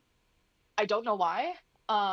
Unless you get me in my flight moment and then I split and I'm like attacking back. What? But as I've gotten older, I just like shut down. So are you splitting or are you dissociating? Or is it some... Go to a fucking doctor, bro. Like... I'm so fucking sick of Amber Lynn motherfucking Reid sitting here and excusing every fucking poor choice due to her mental health. I am so fucking tired. And I sympathize with anyone who actually, like, has to deal with BPD in their real world or any of that, because motherfucker, she makes me mad. Zing, thank you for the super chat, honey. Zing says, flight only applies to Rarity. Oh, shout out to Rarity. I hope Rarity's okay. I don't think so, but I hope so. Oh, she gets me mad. Can we all just cast our minds back to Destiny's live stream that Ambi called in on? Do you remember that? Do you remember when Destiny decided to start making some content surrounding conversations about Amberlynn Reid, and Amberlynn Reid called in, and she had a lot of things to say to Destiny during those live streams, which did not at all seem the similar energy to Auntie Lynn. Ambi sits there saying, "No, you guys, I don't like conflict. I dissociate and I check out, and I just don't unless I split, flip, and dip, and in which case." I am confrontational because that's just my BPD. So which is it, Ambi? Which is it? Because to me, it seemed that Tammy Lynn had a lot of energy, but she was also saying nothing but her perspective and her emotions and her truth. And you sat there and took it. Flip to conversations with Destiny, where you outed Destiny's brother for their coke addiction, by the way. Just a reminder, Ambi said that. And all that mess. Like, you had a very different attitude going on. So, especially like the Zoloft. The Zoloft has helped a lot. I don't know if it's... Rudy, thank you for the tag, love. Rudy says, Poppy, Ambi is speaking TikTok psychology right there. It is so blatantly obvious. In my search to do better, I looked at a lot of psychology, and it's none of whatever she's talking about. Yeah, I don't consider myself a professional at all. I do try to learn, and that's why I love having conversations with chat, because it kind of leads me down rabbit holes. But I said it while I was watching that original content, and I'll say it again. I think Ambi needs to engage with professional assistance and not self-diagnose based on TikTok or any of that, really. Especially considering the type of individual Ambi is and the history that she has on the internet, where she baits for butt kisses and sympathy. Saffron, thank you for the super chat, honey. Saffron says, please make Go to a Fucking Dr. Bro merch. I love that. Thank you for the super chat, honey. I appreciate it. And Veronica, thank you for being here for 46 months, honey. Veronica says, cheers to critical thinking, everyone. It is like Queen Gaslight Lynn's behavior to sit there and be like, reaction channels don't have any intelligence and they can't critical think and like everything's binary and black and white. Like, God, that is literally the argument that this entire portion of the internet levies against Amberlynn Reid, because it's either yes or no, it's ones and zeros, and she can sit there and be like, oh, it's many shades of grey when it comes to Amberlynn Reid being right or wrong. It's like, sure, yep, more than one thing can be true. We've said that pretty consistently, but go to a fucking doctor, bro. It's because it like numbs me a little bit more, which is like hey, bittersweet type deal, but... Andra, welcome to Shroom Queens Mini. Hello, hello. The grandmother's recipe was made up. No, it wasn't. I should have my mom talk about it in a vlog. It was on her side of the family, actually. It was her Bloody. great grandma, so it was like my great great grandma. Oh, Onto said splitting is when you split or start to despise and leave a person you held in high regard, your favorite person, because they upset you or you think they will reject you. Right, well, Auntie Lynn hasn't been Ambi's favorite person for a hot minute, so I don't know why she's using these TikTok words. I think she might be a bit confused, but someone should tell her. Chris, hello, hello. Welcome to Storm Queen's Mini. Why did you let her come on your live like that? So very good question.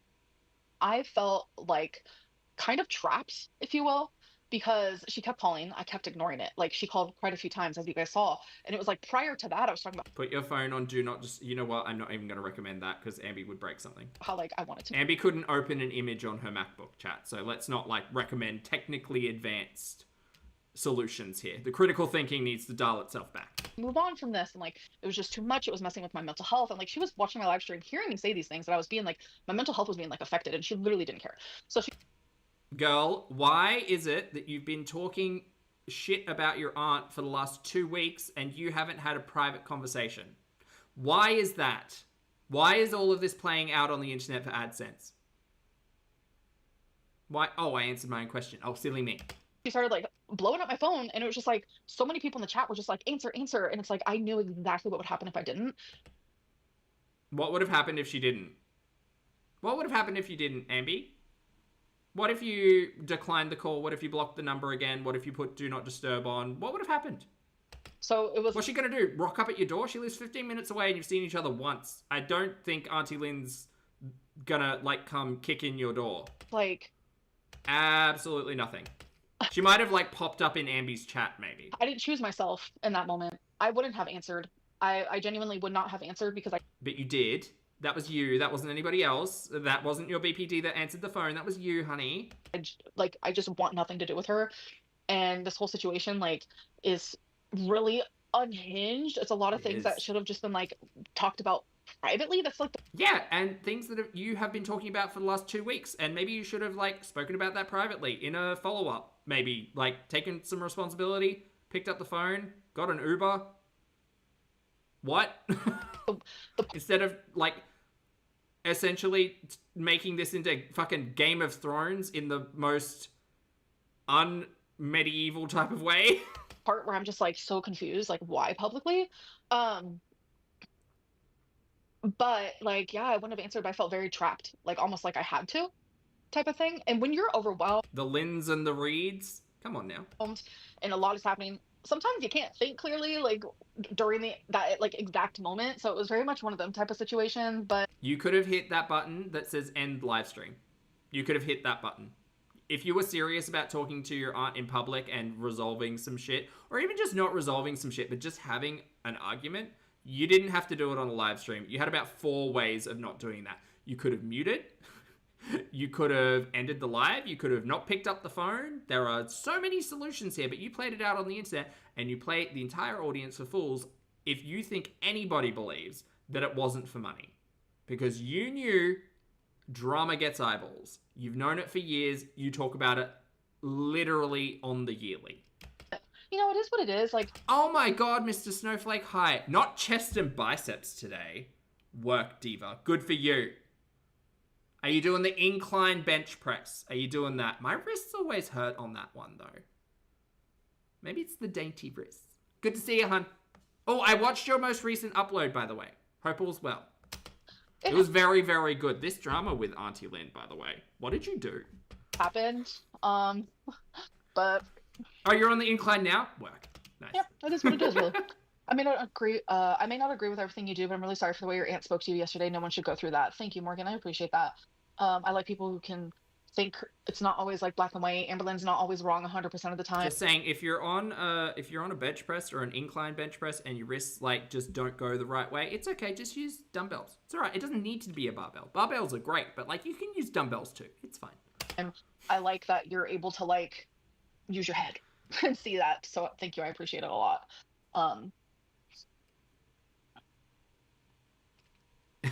Kai, that's a fun note.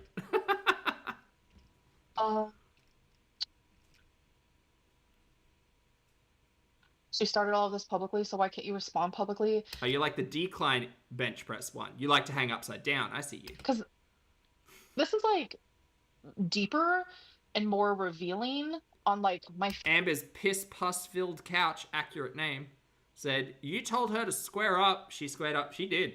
She did. She came prepared. Amber was not. family and things that I have kept private about my family. Like, she was like using really traumatic things and like using them to like hurt me.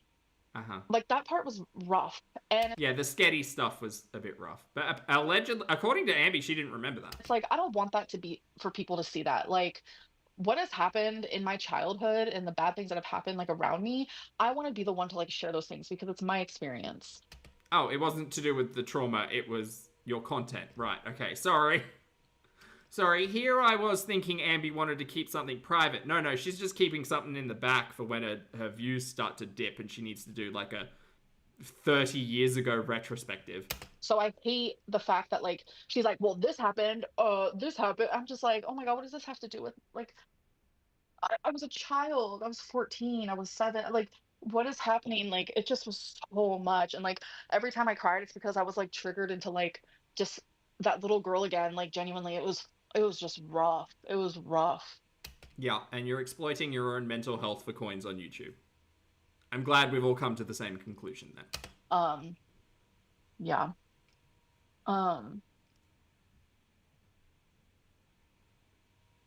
The end says, Amber told Aunt Lynn, Auntie Lynn, her daughter couldn't care less if she was dead. Yeah.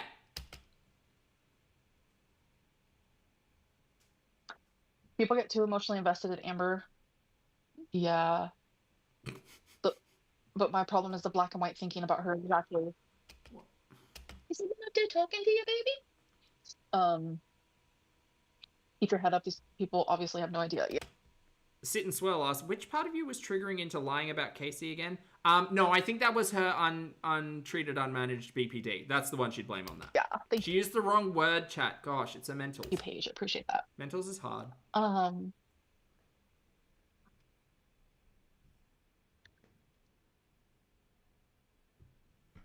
Public figures still deserve to have a personal, private life for sure. Her chat's really against her. Yeah, Wiggleworm chimed in to say, get help, bro. Yeah, it's never too late for therapy. I specifically told you guys I was not going to be talking about my therapy anymore. I am in therapy. You are full of shit. And you are a known liar on the internet. And please explain to me how if you are only getting out of the house 8 hours on a Saturday, that you are actively participating in therapy when you're taking your mum is hauling your Winnie the Pooh ass to bingo. Tell me how. Tell me how that makes sense. Tell me how it makes sense that you've only recently found a vet who is open on Saturdays so your mum doesn't have to take time off work to drag your Winnie the Pooh ass to the vet. Tell me how it makes sense, Amber Lynn. I said that in a vlog that I was no longer going to be talking about that. Okay. I don't believe you. That is why I have not talked about it, because I said I wasn't going to. I think you're not talking about it because you're full of shit and it's easier for you to get caught on a lie on topics that you talk about. But again, are your therapist appointments on Saturday, Amby? Is that what you're going to try to say? Because your mum has to sit with you and hold your hand through all of that. Is it family therapy? I hope it is. It fucking better be. You have an insane amount of words blocked. I have like personal words, like docs, things that like docs. Those are the ones I usually have blocked. No, I haven't used BetterHelp since, what was it? Was it 2019? Yeah, it was like 2019. She's using ChatGPT now. Everything that I've said I've been professionally diagnosed with, I've been diagnosed with, yeah. Oh, we'll get into it. Has it been a diagnosis or a possibility, Amber? Tell us. OCD, how'd that go? Sorry? ASMR? What happened there? Glasses. Did you go to an optometrist? Can you say optometrist? DMS, thank you for being here for 8 months, honey. DMS says, good morning, Zach. Thanks for being amazing. You too, honey. I'm just feeling particularly sassy today, but I appreciate the support. Thank you, thank you. Hi, Jay. Hello, hello. I also need another beverage. Sending love from another person with a crazy aunt. Oh my God, thank you. I'm sorry you have to suffer with that. The ASMR, though, that one was diagnosed, you guys. Don't be silly. She got a script You said and last everything. night you weren't diagnosed with BPD. No, that's what my aunt said. Yeah, I was diagnosed. I remember basically Lottie has a note to say, if you're engaging in therapy and speaking about mental health this poorly, you are either playing your therapist way too much or far too little. we wasn't live last night. Tammy was and Amber was a Or they might be a figment of your imagination. guest. Yeah, I was just like, oh my God. And it's just so crazy because I know if like I was in my fight mode because that's the mode she was in. I know if I was in that, people would have been like, oh, Amberlynn's so horrible. And like the fact that I was like fawning and like disassociating and like literally just triggered and so hurt. And like people have been You said square up. You said square up, Amberlynn Reid. You were expecting this and you knew this happened. So where was that same energy from that call with Destiny? Where's that energy for when Alexis came out and started talking shit about you? Where's that energy from literally 2 weeks ago where you decided to respond to all of Emily's shit? Why is it that you are so confident and comfortable in being conflict driven when it comes to partners who you've gaslit and abused? And yet, when Auntie Lynn comes in well prepared to drag you through the mud, you have nothing to say. It's so bizarre. saying, oh, Tammy bred her for filth. She did. She did. I'm not going to agree that everything she said was nice and kind, but, like, Ambi was read the house down boots. Mama, yes, God. It's just more black and white thinking. No, it's not. It's really not. And you made the choice. You made the choice. Because I think in that first couple of minutes of Auntie Lynn going off, you thought, she sounds a bit mad. She sounds really angry. This is going to be great for content. I'm just going to sit here and read my chat and let that all happen because what does it matter? And then some like personal shit came out, right? Like we got Daddy Reid's name. We got Auntie Reid, Kathy Reid. We got the cousin of the Reids. We got a lot. And I think it reached a point during the live where Ambi thought, ooh, maybe this is getting a little bit out of control. But again, being a dumpster fire on the internet has paid for Amberlynn Reid. So why would she ever not? Why would she ever not? She didn't even need to say anything. She just kicked back and said, yep, I'm the victim here. I'm getting yelled at. I'm going to make some money. And like people, no matter what, like Lottie, another note to say she wasn't fawning. Fawning would look like agreeing or apologizing and trying to flatter, soothe, or de-escalate, not simply smugly pushing their buttons and antagonizing them, or asking them, no, but what has happened in the last 2 years specifically to make you hate me like this? like I'm always like there's like a cluster of people, like no matter what, I'm always wrong. And those are the people that like I'm so glad they hate me. Like I think we'll get into this. Kay in the chat said, everyone else can't always be wrong. Ever think you're the problem as the common denominator. The thing is, Ambi's right, and I'll very rarely say this. Ambi is right. Life is full of complexities and nothing is black or white, ones and zeros. Binary thinking shouldn't be a thing. Critical thinking, fabulous. Big fan. She thinks we hate it, but big fan. The fact of the matter is, Ambi is right on some things.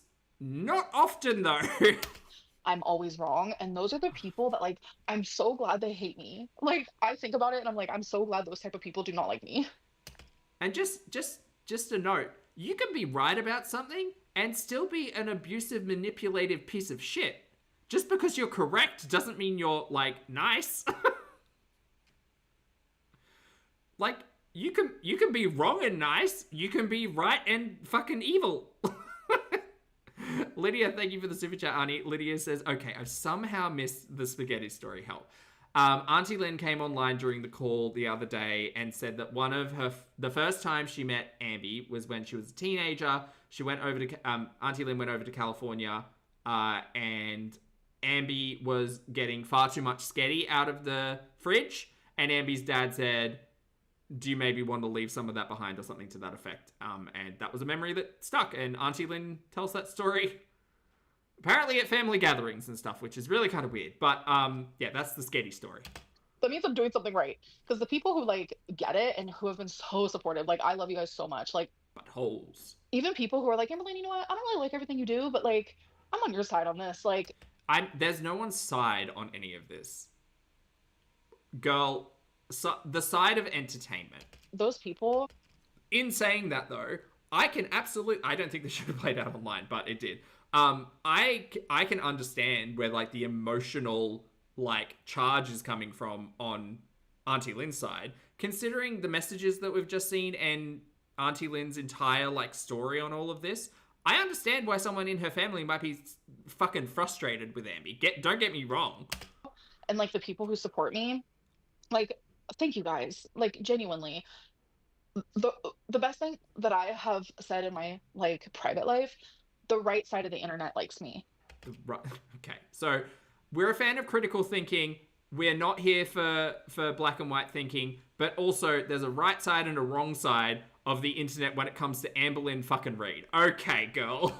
The wrong side of the internet stays where it's wrong, and Sure. they dislike me. They're harassing. Like it's just.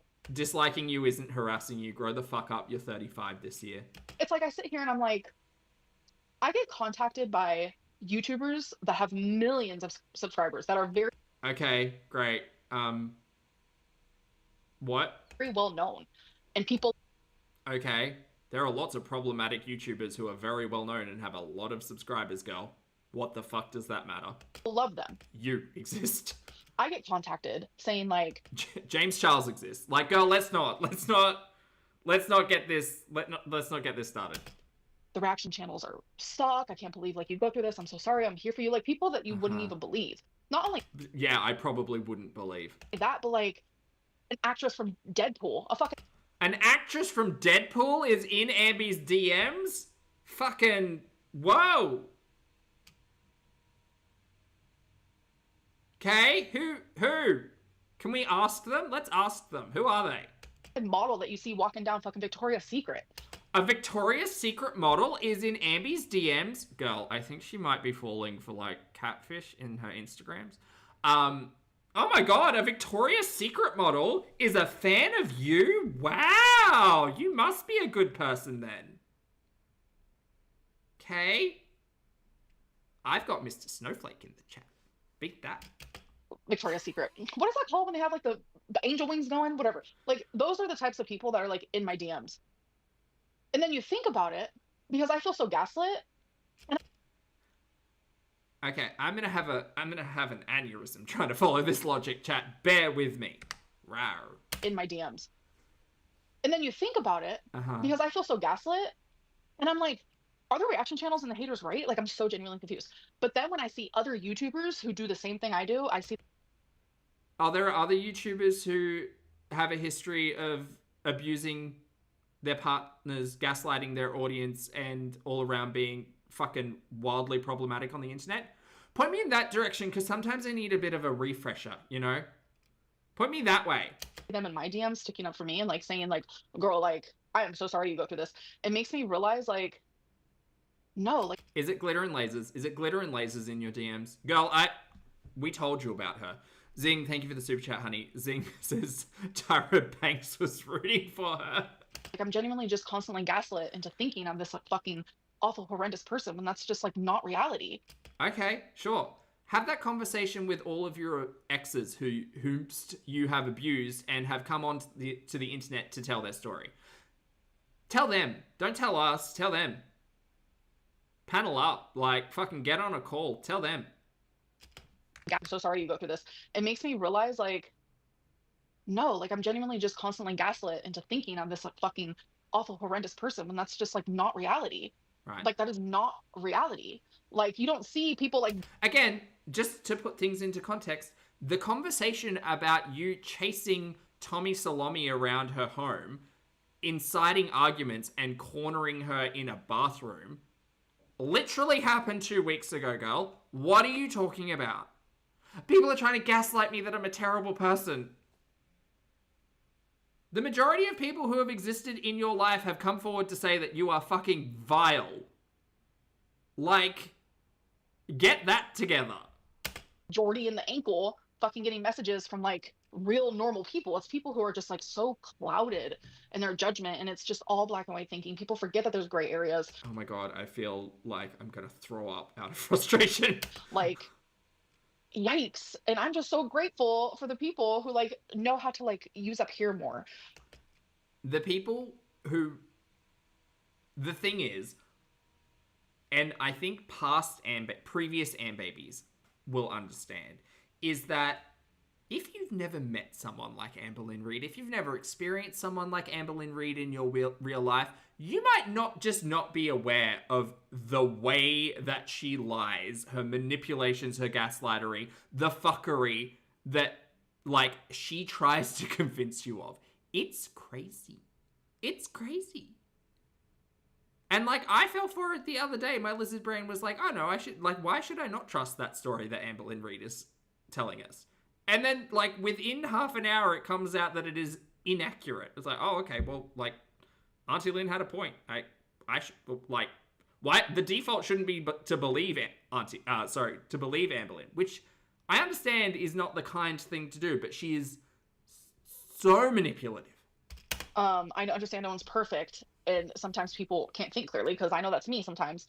But, like, there's just a section of people, like, I can do no right. I am just wrong 24/7, like 24/7, like 24/8, bro. 24/8. Amber Lynn's wrong. Like, it is just not accurate. Like, I don't know. Well, Natasha in her chat said, Tammy was wrong to do it, but she was right about you. All you do is lie, tell the truth to live, Amber. She gets paid to lie. She gets paid to lie and act a fool. Why would she ever be interested in truth? No, absolutely not. Not unless it's painting her in some kind of sympathetic manner. And then she gets the butt kisses. Sorry, I've just, like, rambled. I don't even know what I'm talking about. Did she say 24/8? Of course she did. Time, actually. Everyone else can't always be in the wrong. See, Kay, that's exactly what I'm saying. Like, out of all these situations, how am I always in the wrong? That's what I'm trying to say. It's just another person that I don't know what the point of her telling the spaghetti story of you piling more on your plate when dad said that's enough. Yeah, like, what was the point in you telling us, the internet audience? Okay, I will say this. Ambi's right. I agree with Ambi. Oh, that feels weird. I agree with Ambi that I think the spaghetti story was unnecessary and uncalled for. I also agree that the story about Auntie Lynn's fucking daughter not talking to her and talking shit about her mum to Ambi and Mama Lynn was also not necessary. I don't need to know about Ambi liking Sketty as a teenager. I don't need to know about Auntie Lynn's daughter not talking to her. Great. Okay, cool. There's two things I didn't need to know that day. My mom listened to that, and my mom's like, girl, you never met her when you were 14. And I was like, I didn't think so, because I couldn't. Did your mum also listen to the words that you had to say about Auntie Lynn and her daughter? By any chance? Huh. Not remember that. Like, I understand I have missing memories, but I'm telling you, that wasn't, like, it didn't even tickle something in my brain at all. Like, when she shared that story, I'm like, bro, what? But it made me emotional because of, like, if this is a story that's true that she's saying, right? Why is she using 14-year-old Amber? Yeah, I can understand the context of the story being told so that Auntie Lynn could put a timeline in place. 100%. I don't think she needed to go to the extent of the in-depth storytelling of the spaghetti. I understand the purpose of it. I don't necessarily agree with the extent of it. That's all. Lynn, who literally was in the worst environment ever. Why is she using that little girl's, like, shit that she was going through, like my dad getting mad at me about spaghetti? Like, why would you use that to, like, hurt me? Why would you use I understand why Auntie Lynn said it, to put in place the timeline. I get it. My dad's like saying, like it was pretty shady to get in there and be like, we talk about it at family reunions all the time. It's like, talk about Amber Lynn liking spaghetti? Okay. People say that I might have been too stunned to speak for their type of narrative. Maybe I was too stunned to speak because I was like, damn, this girl is crazy. I don't know. It was just like, sometimes, like, you hear someone talk. I don't know if Mama Lynn was in prison at that point in time or not. I don't know that timeline. Again, I need a chalkboard. And you're just like, this is so off the chain. Like, inaccurate and just wild. And also, some of the shit doesn't need to be said, that it literally leaves you in a state of disassociation, like genuinely. Um, Cruella. just from Deadpool bullshit, prove it. I don't know if she wants me to dox her. But yeah, she messaged me for the first time in 2019, 2020. And I was so honest with her. I was like, I'm gonna be honest, I've never seen Deadpool. I was like, but my girlfriend at the time, Beck, they love Deadpool. I'm so curious to know who it was. You look Latina today. Oh my god, what? Oh, Fatal. That makes sense considering Auntie Lynn was visiting. Actually, I should have put that together. Thank you. I'm Portuguese. Everyone always like that used to be like an inside joke back in the day about me being Portuguese. With me and my friends, like they would like say something that literally had nothing to do with like me being Portuguese, and I'd be like, but I'm Portuguese. I think it came off of a meme from YouTube because people used to say that my knuckles were dark because I was Portuguese, and I was like, I was going to say, I'm pretty sure that's where I thought that came from. Dark knuckle territory. no, that was like a whole thing. So then it just like became this meme. That was way back in the day, right? When she used to put foundation to cover up her dark knuckles. Allegedly. I've been a silent watcher for many years, and I just want to say this is awful, and I'm so sorry. I was heartbroken seeing the way she spoke Oh, Lottie, we're going to have to watch that one together too. to you. Thank you. I appreciate that. That's super sweet of you. Well, it was, sad, it was but rough. also fun.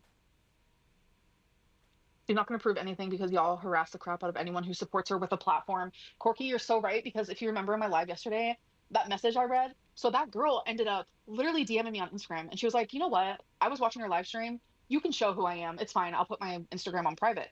And I was like, no, I'm not going to let people Over-explaining a story screams lie, by the way, Ambi. attack you like that. And then she was like, no, seriously, it's fine. I'm going to be like deleting my Instagram in a few weeks anyways. But it's like, Yeah, sure. Someone decided to send you a message on Instagram and then said, no, it's fine. You can show me. I'm deleting this account anyway. It's fine, you guys. Okay, girl. like, I can't do that. Wait, was this person the actress from Deadpool? Maybe. Like, outing people, like, if you support me, you literally, like, be careful. The daggers are coming. Like, it's so weird. Like, Jessica, thank you for the super chat. You're super sweet. Here's something to eat. Oh. Can't wait for her to have beef with Corky. That was random. I still think they're going on a TV show together. 1,000 Pounds Besties Season 3. 1,000 Pound Parasocial Buddies. Oh, Cindy, you don't have to believe me, love. You're not the person I want to believe me. Seems like such a weird power trip. Being like, it's fine, I don't expect you to believe me. You're not the type of person I want believing me anyway. Ew. The one person fighting for your life. I don't know what that means, Sarah. Yeah, Corky, same. It's like they want us against each other. That's really all it is. Were you diagnosed with diabetes? No, not even pre-diabetic. Your aunt would literally being so mean to you. I know. How do I become a member? Love you, queen. Love you. And I forgot about that part. Hold on a second. I will post something for you and then pin it. Oh, Lottie, I love that. Thank you. Thank you. Just click the link. All right. Eliza send a super chat to say, I used to be a supporter because I have BPD and relate to you a lot. Been watching since I was 13. Now I'm almost 24. And you haven't changed. Your aunt sounded hurt, but as usual, you're a victim and acting like a narcissist. Which I think is a blocked word in Ambi's channel because they've had to spell it kind of weird. Ha! Pretty.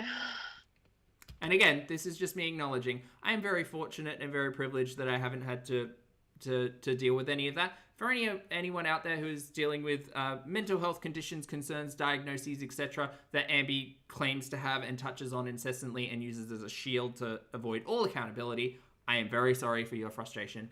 I hope you have a great day. And fuck Ambi.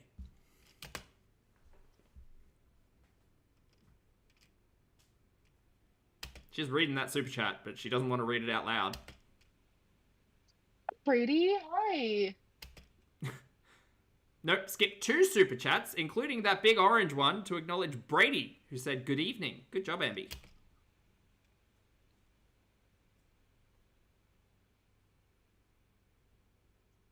What?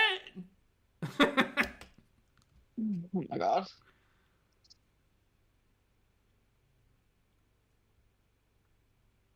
Quacky, you should invite Ambi over to the pool. She's sitting on a puppy pad. She just blinks. Oh my god, I can't. Thank you for the. It's such a shame that Ambi doesn't have a good sense of humor either, because that mirror's still there. She could have put anything up there. You know what I mean? Like, we could have had, like, fun, like, looking in the background type of stuff, but we don't get to. Fatphobic super chat. If you guys want to, you know, super chat me roast, just roast me. You didn't acknowledge 2 super chats prior to this. One, which was someone's own experience with BPD and how you haven't changed at all, and they've been watching you for over a decade, and you just didn't want to acknowledge that at all. Instead, you moved to Lord Apprentice, who said you don't have OCD, you have obesity, and decided to call it out as being fatphobic. Right, well, I guess avoid the hard things, huh, Ambi? Roast me, go for it. I don't give a fuck. It could be fucking Again. Phobic all you want. Again, 2 super chats before this, you could have acknowledged someone's perspective on being a decade-long audience member and also suffering with BPD and calling you out on your bullshit. But you decided, no, I won't do that. Go ahead and roast me, you guys. But I'm gonna be laughing. Roast me for super chats. To the bank. Where were you so determined to make your relationship seem like a soft love? That's what it was like in the beginning, you know? Was it? But I don't want to talk about any of that, so... You were calling it a soft, gentle love while you're in Wisconsin looking fucking miserable. Can we not thank you? No, Whisker. No. So, to get, like, actually diagnosed with ADHD, I mean, this is how it was in Kentucky. You have to do an assessment, and if... Oh, this is tea. No. So, to get, like, actually diagnosed with ADHD, I mean, this is how it was in Kentucky. All right, she's going to tell us how she got diagnosed with ADHD in Kentucky. Living with Beck at the old house with Eric and Ricky. Were there 3 or... I think it was it 3 ADHD diagnoses or 3 anxiety and depression diagnoses in that household from the same doctor? Can't remember exactly. Anyway, she's going to tell us how she was diagnosed with ADHD in Kentucky. Are you ready? You have to do an assessment, and if they think that you have ADHD, you have to schedule an evaluation. Right, so an assessment and an evaluation. Now, I know that she was in Kentucky a hot minute ago, and I know that things change, processes change, diagnostic tools change, etc., etc. My understanding of an ADHD diagnosis in the modern era is that it is challenging and expensive and kind of time and effort consuming, and often involves not just the patient, I guess, but people around them to kind of give a little bit of input into behaviors, experiences, etc. Say it again, Abby. They think that you have ADHD. You have to schedule an evaluation. So I got assessed, and they were like, yeah. So here's the number to get evaluated. Uh-huh.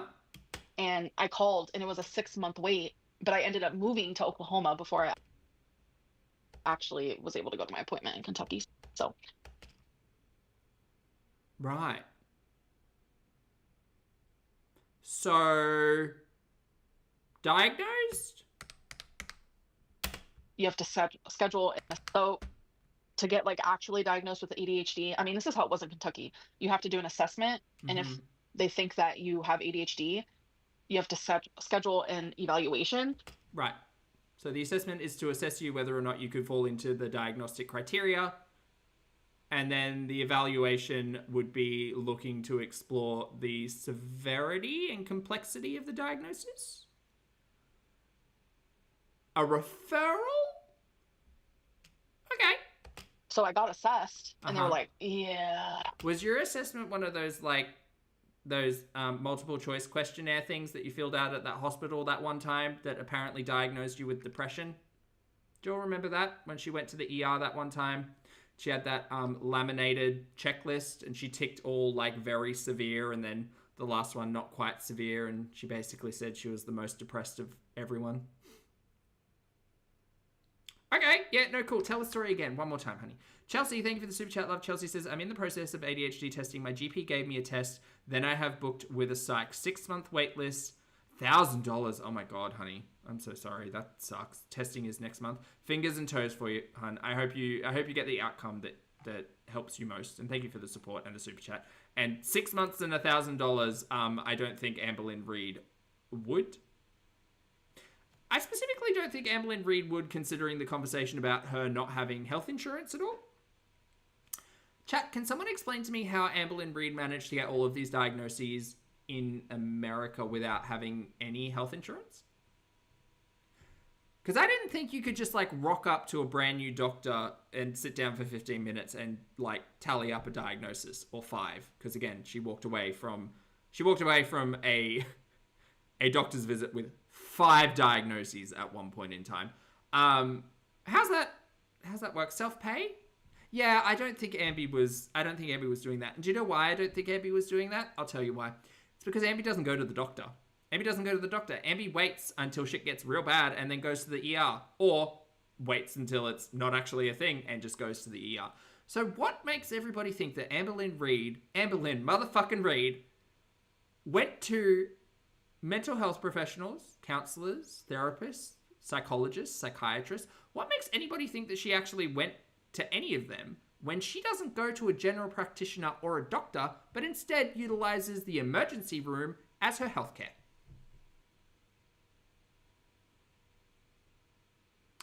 She went to a therapist. She was in therapy for 11 months during her weight loss surgery era. And in that time, she managed to disappear binge eating disorder.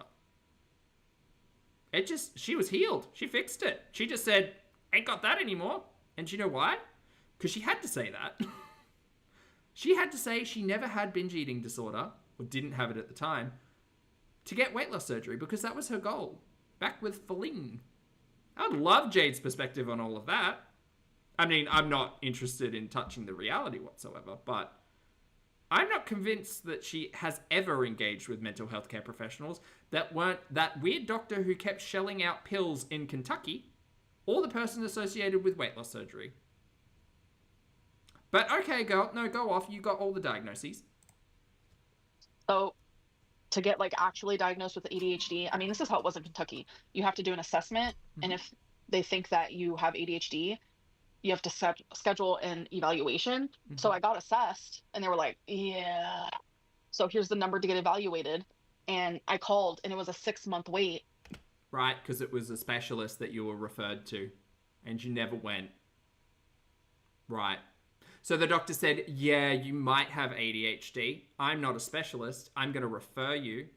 Fill out this little questionnaire. Oop, yep, nope. There's a wait list. Also, you have to pay out of pocket.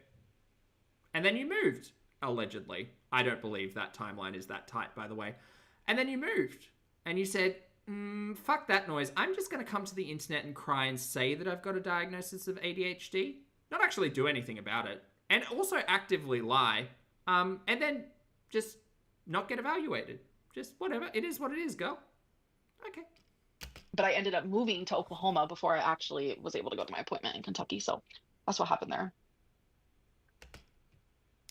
Black Pantera asked, so she was diagnosed during the Beck era, but got evaluated during the Jade era.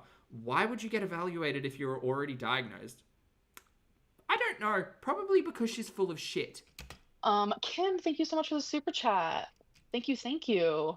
This is why she has the poop bun. It's shit all the way down. I appreciate it. You guys are so sweet. I don't know, sincerely. Thank you for being a member. You have anxiety because you sit all day. Nowhere for the energy to go. Oh no, catnip. That's not the way it works, love. Yes, because exercise and movement has never been shown to help stress levels or anxiety. Fucking A. Yeah, nobody listen to Lynn Reid, please God. That's not how it works, love. Oh no, I don't have anxiety because I don't exercise or don't move or don't do anything in the day. You're ignorant. Fuck you. I'm not saying that anxiety is always based on, what's the word? I was about to say sluggishness, but that's not right. And it's not solidarity, it is stationary. No, there's a word, god damn it. But Ambi, I feel, just a note, just so you know, stress, levels of anxiety often helped with physical movement. But fuck everyone's drag today. My body's not Sedentary. Thank you, Chad. I appreciate you. ruined, but thank you for the super chat. Cindy, I just don't like you. Oh. You do realize a lot of ADHD symptoms align with BPD, so you might not have it. Yeah, maybe. The life is painful. When loved ones are upset, there's usually truth to it. Oh, my aunt is so unhinged. My mom watched the whole thing and her jaw was on the floor. I don't want Mama Lynn involved, but I want Mama Lynn's perspective. Bring the drama, Mama. Marcus, thank you for the super chat, honey. Marcus says, I have ADHD. I had it as a kid or child, and when I was an adult, I had to be retested, and it was a lot the second time. I imagine it probably would have been a lot for Lynn Reid if any of her stories were ever true, but she's a lying sack of shit. So I'm also very sorry if she has offended you, Marcus. Thank you for the super chat. I hope you're doing well. It's good to see you, love. Chicken fingers, I can't. I can walk. Oh, Rudy says, Poppy, there are 3 types of ADHD, actually. Fun fact, inattentive, hyperactive, impulsive, and combined. I bet she doesn't know that and just goes by the stereotypes. Rudy, that's a really good point. What was the diagnosis that she was asked about which type she had? Was it OCD or was it PTS? Was it PTSD? Was it CPTSD? Was it BPD? Is BPD the one that has like 4 different types, and she was asked on a live stream what type of BPD, what style of BPD do you have, and she wasn't able to answer? Or was it I think it was the BPD. Yeah. There was a live stream, I think it was last year, maybe this year, where someone asked her what type of BPD or OC was it? Oh, which one was it? I can't remember. Anyway, doesn't matter. Cynthia? Yeah, Farrell. It was OCD? Okay, great. Yeah, I have one going up Wednesday. She literally just admitted she was assessed, not diagnosed. Yeah, Tegan. It was OCD. So she was asked what type of... Excuse me, pause. She was asked what type of what type of OCD she had. Anyway, never mind. I'm not gonna harp on that one. 1x2 jumper plate. I just realized I have not stopped talking for like 2 hours. My God. Zach, shut up. What that is, but thank you for the super chat, and I probably am. My body's not ruined because what about it is exactly. I don't think being fat means you're ruined because change is possible. And I don't think I'm ugly. No, it was subtypes of BPD. It was subtypes of BPD. I was right. Chat, don't gaslight me. I'm joking. Don't take that to heart. Because she said she didn't know what the 4 types were, and she didn't know which subtype she was allegedly diagnosed with. And then when she came back on a live stream a day later, she was like, oh, I'm a little bit discouraged and I'm a little bit petulant and I'm a little bit self-destructive. No, actually, I think the petulant one she avoided at all costs because that would have hit maybe too close to home. And again, I'm not saying that Lynn Reid doesn't showcase so many elements of BPD. Sure, girl. But again, this is your responsibility and I don't believe a fucking thing you have to say. I did at one point, but I'll give it to Tommy. She helped with that. It is because your legs are stretched to the max. So I would have had lipedema regardless. Lipedema is not just for fat people. Lipedema actually... Ambi, have you forgotten about lymphedema? Which one was it you had? Because I'm pretty sure it was multiple, right? It was lipedema, lipedema, lymphedema at some point in time. That was also allegedly diagnosed. Don't know where, but it was. Has nothing to do with your weight, so you can't really say that. Um, they're bigger than they would be. She had every Dema. She had multi-Dema. Just a sack full of Demas. Support Muffin, good to see you, honey. Thank you for being here for 37 months, love. Support Muffin says, late to the Pulpy Party. Replay game. Good to see you, love. I hope you're having a great day. Okay, cool. I still don't think my body is ruined. A lot of people, Lipedema and lymphedema. like my legs, and that's that. That's reality. So it doesn't matter. I'm not gonna let people make me feel bad about my body. Girl, don't care. Honestly, least of your concerns. The lies, the health lies really are the thing that gets me. Make me feel bad about what I look like, or make me feel bad about anything like that. Because okay, your heart is going to make you feel bad about things. Not in a, like, emotional, self-destructive way, but in a, it's gonna fail at some point in time. Girl, you are 600 pounds. You are 600 pounds, sitting here without pants, lying about your health on the internet. Like, you had a McDonald's bag in the mirror the other day. Get it together. while you are on the journey to bettering yourself, you still need to love yourself how you are. You can't hate yourself or you're never going to change, because why would you care? The only way you'd be willing to change is if you love yourself. Yep, agreed. Where's the change, sorry, girl? Therapy, ma'am. Therapy. Your body is not ruined. People are just rotten. Yeah. They're trying to make me upset, but it's not going to work at all. Has the gurney started? Well, the gurney started over 10 years ago in the 300s, so it's a gurney upwards. It's not going to work at all.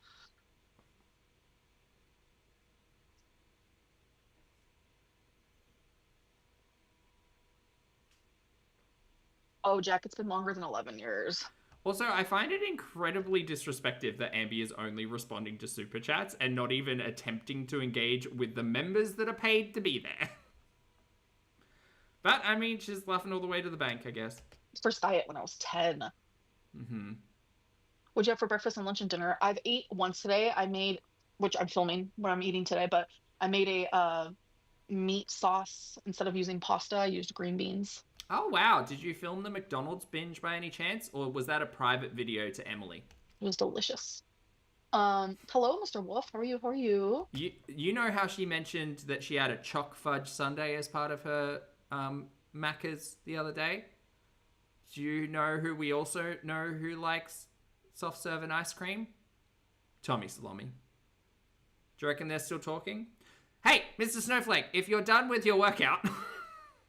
What's the go with Emily? Has she just gotten silent all of a sudden? I think Ambi might be bribing her with, like, ice cream videos.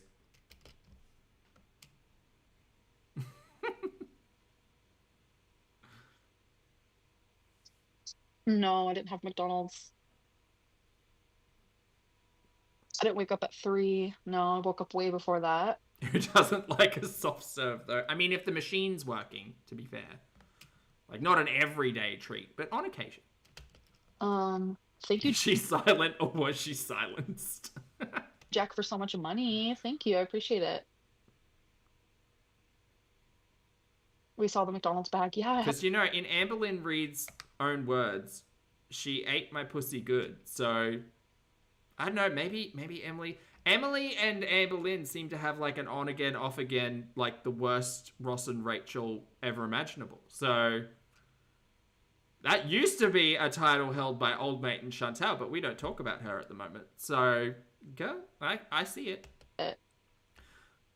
Oh yeah, baby, don't talk to me with reaction channels. I got soft serve. We saw the McDonald's bag. Yeah, I had it last night. I even vlogged it, which you'll be seeing on Friday. Ooh, can't wait to see the Macca's run. Maybe I should ask Terry. Isabel, welcome to Stream Queens Mini. Hi. She's about to... Okay, so it's at this point in time... Hold on, we'll go back a minute. Because she's only really got a minute left, and she literally just, like, ends the live stream. Which is a thing she could have done while she was getting the tongue lashing from Auntie Lynn. Different to the tongue lashing from Tommy Salami. She could have hit this button. She found the button, though. Took her a day, but she found it. Which I'm filming what I'm eating today, but I made a... meat sauce. Instead of using pasta, I used green beans. It was delicious. Hello, Mr. Wolf. How are you? How are you?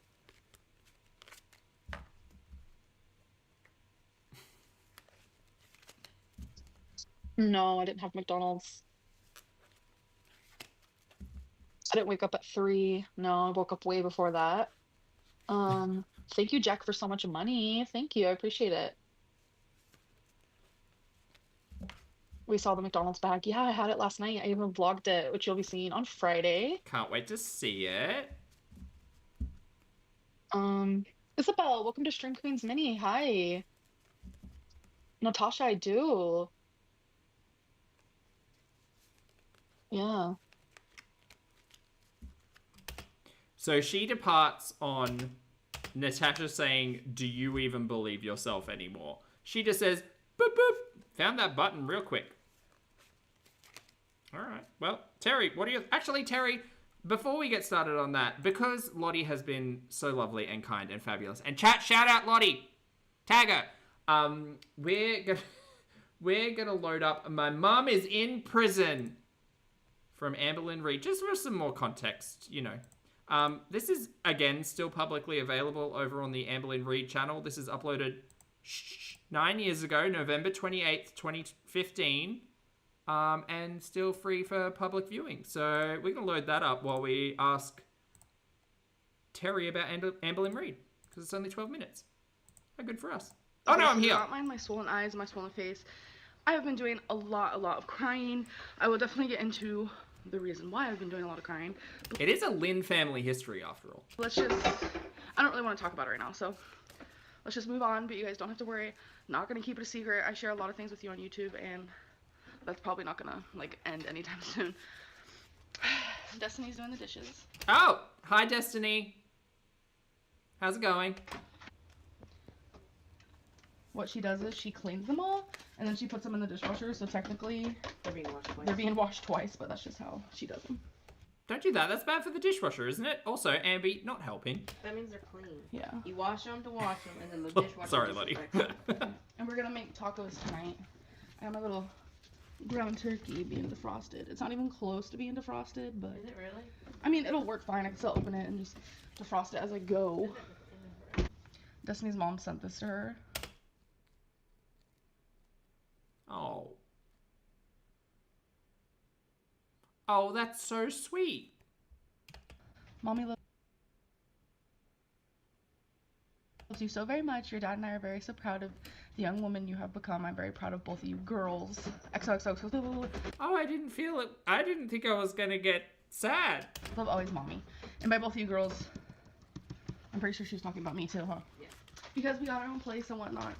Oh boy, modern day is just so rough, huh?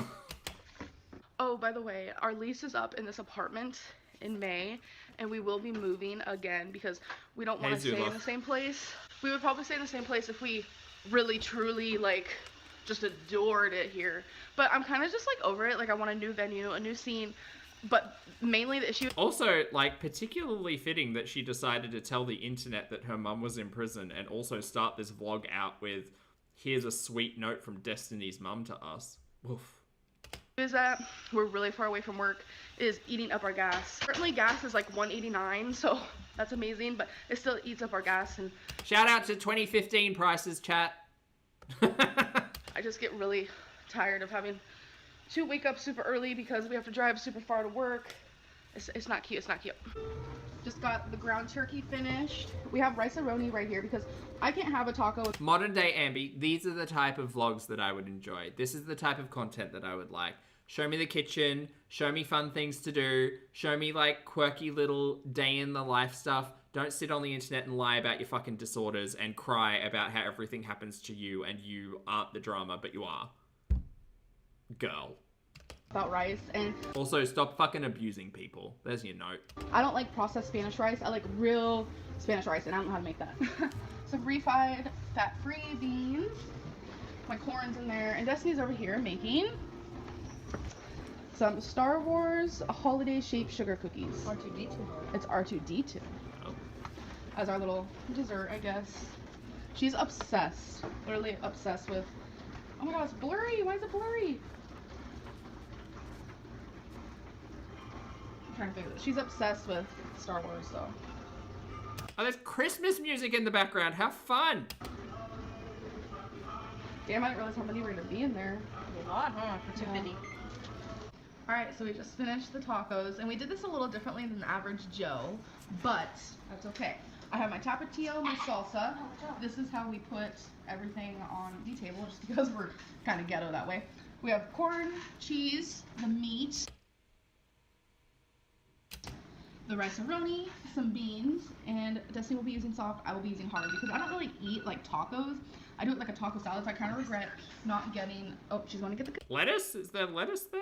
cookies. I kind of regret not getting like shredded cheese, but, and then we have sour cream, and this is like a taco sauce. I Everything looks so sloppy. don't really know, never heard of it, but, Was that lettuce or rice? and then we have sour cream, and this is like a taco sauce. I don't really know, never heard of it. No, that's rice. Why is everything beige? Corn, cheese, rice, meat, beans, burrito. Sour cream, taco sauce. No guac either. Literally no green there. But she's checking the cookies right now. Are they done? I think so. So that's exciting. Like So as you green, pico, onion, anything? guys know, since I Lettuce? lived in Virginia, and ever since I was at my lowest weight, I have gained a lot of weight. So when it comes to me like getting ready for the day, or like the day where I'm not working and I'm trying to like look all cute, trying, might I say, I get very like just scared because a lot of my clothes don't fit me like they used to, and it's hard. So knowing that tomorrow's Thanksgiving, we're gonna be spending the early morning all the way up until about 2:45 at Destiny's grandma's house, because we do have to work on Thanksgiving, so we will be working 3 to 11. But the first thing I tried on to wear tomorrow actually fit me, so I'm super excited. I'm gonna be wearing this really comfy pink sweater. I literally am in love with this sweater. I also have a baby blue one and like a cream white one, like it's like an off-white. And I'm just obsessed. Like, I'm so happy it's sweater weather. I can actually say that. Yeah, no choker. It's wild. And I'm gonna be wearing this scarf with it. So it's these two together. I don't remember where I got the scarf from, like, at all. Probably Kohl's or something. But I know I got the sweater from Kohl's. And Destiny and I are actually going to Kohl's on Black Friday. So I might find more of those sweaters. I don't know. We'll see. I'm mainly going because I want a new purse. I haven't gotten a new purse in forever. And I keep trying to find one. And I'm just having, like, zero luck. So I'm super excited that I found something to wear tomorrow. It's wild she's talking about something that isn't her. I mean, it is her, but she's talking about, like, clothes and cookies and things she's got to look forward to. Very different to modern day. That fits me and that I feel comfortable in, and I put it on and I went out into the living room and surprised Destiny, and her reaction, like, wasn't expecting that, but she's like the sweetest little thing, I swear. I'm trying to pack up because we're staying the night at Destiny's dad's house tonight, but first we're gonna go to her grandma's house and we're gonna make our little Thanksgiving desserts with her grandma and her sister. So that's really the plan for today / tonight. It's like almost 6, I think, or something like that. Show 'em that.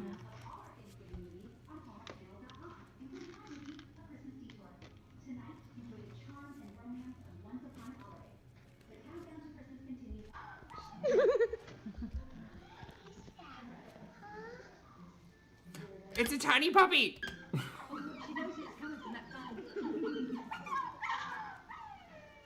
Cricket, is it a baby? She can do the small dog, but she hates the big one. Do the big one. That must be so confusing.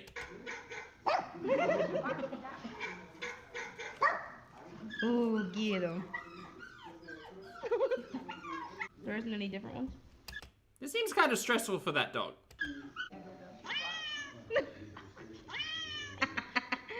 Alright, I'm enjoying this content less. Sorry to everyone's puppies.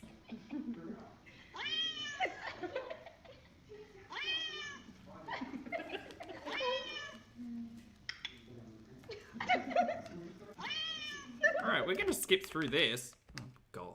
We have to give their dog medicine and let them out to go to the bathroom. We just finished making the pilgrim hats and the acorns. It was super fun. Whew, I have such bad heartburn right now.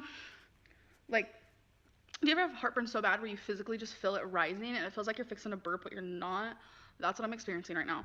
And it's all because I had a few pieces of Hershey Kisses. Like, I literally had like 3 and that's it. And like, it gave me really bad heartburn, which is... Yep, sucking down those Macca's Sundays. 3 pieces of Hershey's chocolate gave me heartburn, you guys. Kind of odd because chocolate usually doesn't give me bad heartburn that bad. We're gonna leave. We have to go return something at Walmart, buy something at Walmart in return, because it turns out her grandpa, the thing that we got her grandpa for Christmas, he already has. So we're gonna go return it and get something different. We have to get gas. And then my friend, who I also work with, Casey, she works 11 to 7 tonight, and she wants me to go there, and she wants me to talk to her and hang out with her for a little bit. So I'm gonna go That whole thing, so bizarre. do that. Yeah, so woo, I have not worn my glasses in a really long time because I lost them. Chat, this is a reminder to wash your face tonight, by the way. And I finally found them, and now I can see again. It's really weird because my eyes are pretty bad, but I get used to them being so bad that when I put my glasses on, it's like a whole new world. I'm like, Hey chat, Amber and Reid ever worn glasses in your recent memory? Except for ugly sunglasses? Maybe? Well, she doesn't actually take us outside, so... Sorry, Amby, tell us again how badly you need glasses, sorry. go do that.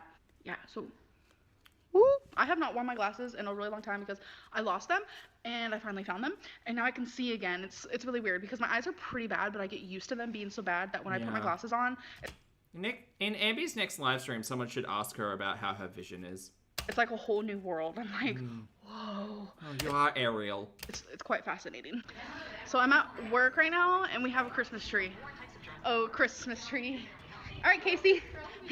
What do you mean? What's wrong? Is that to me? No, God, dang. Okay, I'll stop. Hi, people who didn't want to be on camera. Nice to see you.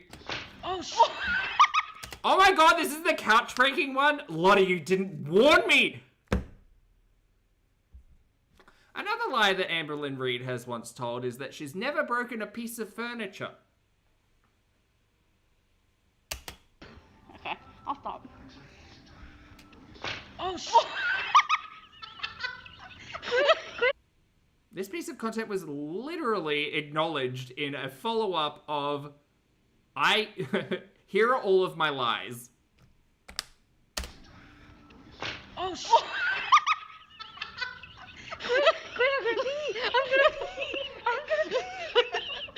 She broke the fuck out of that couch. You knew, Lottie! Stina, thank you for the super chat, honey. Stina says, I love you, chat. Stay hydrated and boot the suit. Take care of yourself, chat. Stina, thank you for the gift. I appreciate it, honey. What the fuck? I'm gonna pee. Oh, you guys Yeah. Chat, sit down with your knees, not with gravity. Use your legs. want to know something? It's haunted here at night. They saw a little girl on the camera. Ow, your elbows in my head. That's like when she farted and she said it was a gunshot. My god, the memories that live in this head.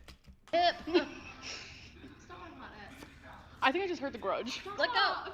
You're gonna make me cry. So, Casey, what are your favorite hobbies? I think Casey's working right now, right? Great. You'll get used to it. Not. Did you fart?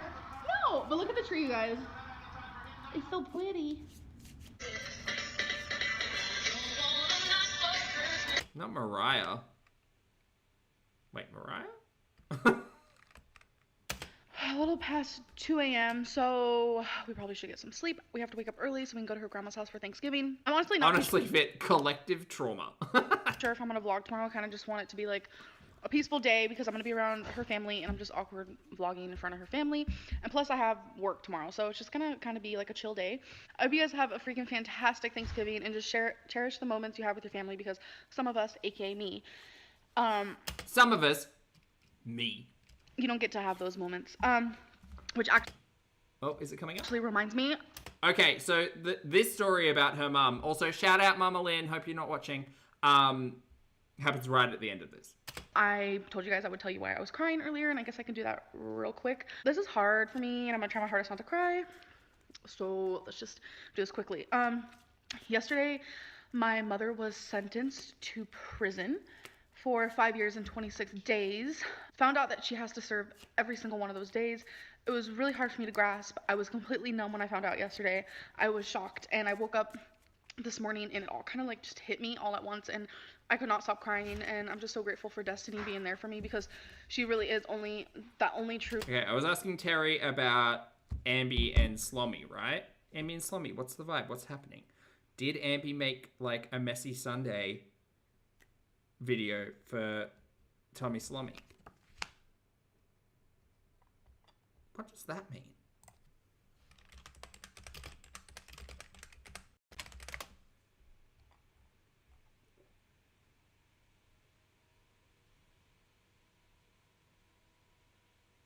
What does that mean? When asked, reverse death, delayed endings? Yes? Are they dragging out the end of the relationship? It's still going on, isn't it? It is. I see. Okay. Well. Right. Well, that's... I'll take that as confirmation. Person that I have in my life besides Crystal, but there's nothing much. They're still dragging it out. Yeah. Well, I mean, Ambi was saying how they were still talking to each other even after Tommy Salami had, like, done the interview with Snowflake. So... yeah, I reckon Ambi's still deep in it. Oh, God, that's so sad and depressing. Girl, get some self-respect. Also, like, go to therapy. Impatient, actually. Let's just start saying impatient. She can do from afar. And, you know, I have my friend Casey, and I appreciate her so much, but it's like, sometimes you just need that shoulder to cry on, and Destiny was really there for me, and it's just, I can't believe my mom. Hold on, sorry, go back about your mum. At once, and I could not stop crying, and I'm just so grateful for Destiny being there for me because... No, more. So, let's just do this quickly. Yesterday, my mother was sentenced to prison. Look, cat's away. I think Spirit, and specifically Terry, is real interested in Girl World. I do. I believe in the heart of the cards and, like, whatever's up there. I do. I think just as much as we like messy drama on the internet, I think the Spirits are kind of about it too. Like, they want to know what's up. For 5 years and 26 days. Found out that she has to serve every single one of those days. It was really hard for me to grasp. I was completely numb when I found out yesterday. I was shocked, and I woke up this morning and it all kind of like just hit me all at once, and I could not stop crying, and I'm just so grateful for Destiny being there for me because she really is the only true person that I have in my life besides Crystal, but there's nothing much she can do from afar. And, you know, I have my friend Casey, and I appreciate her so much, but it's like... The work friend, Casey? Sometimes you just need that shoulder to cry on, and Destiny was really there for me, and it's just... I can't believe my mom's in prison. It really breaks my heart. I don't really want to talk much about it currently or anything more about it, but I don't know, it's just a hard time of year already, so the fact that this is happening right now is just, it sucks a lot. But I still hope you guys enjoyed this video. Again, have a great day on Thanksgiving, and I'll see you in my next video. Bye. Okay, bye, Ambi. Kat, thank you for being here for a month, honey. Kat says, Girl World Tarot Art welcome on the Discord. Absolutely, 100%. Yes, I encourage all forms of art, tarot or otherwise. Tarot or Amberlynn Reid as Jabba the Hutt.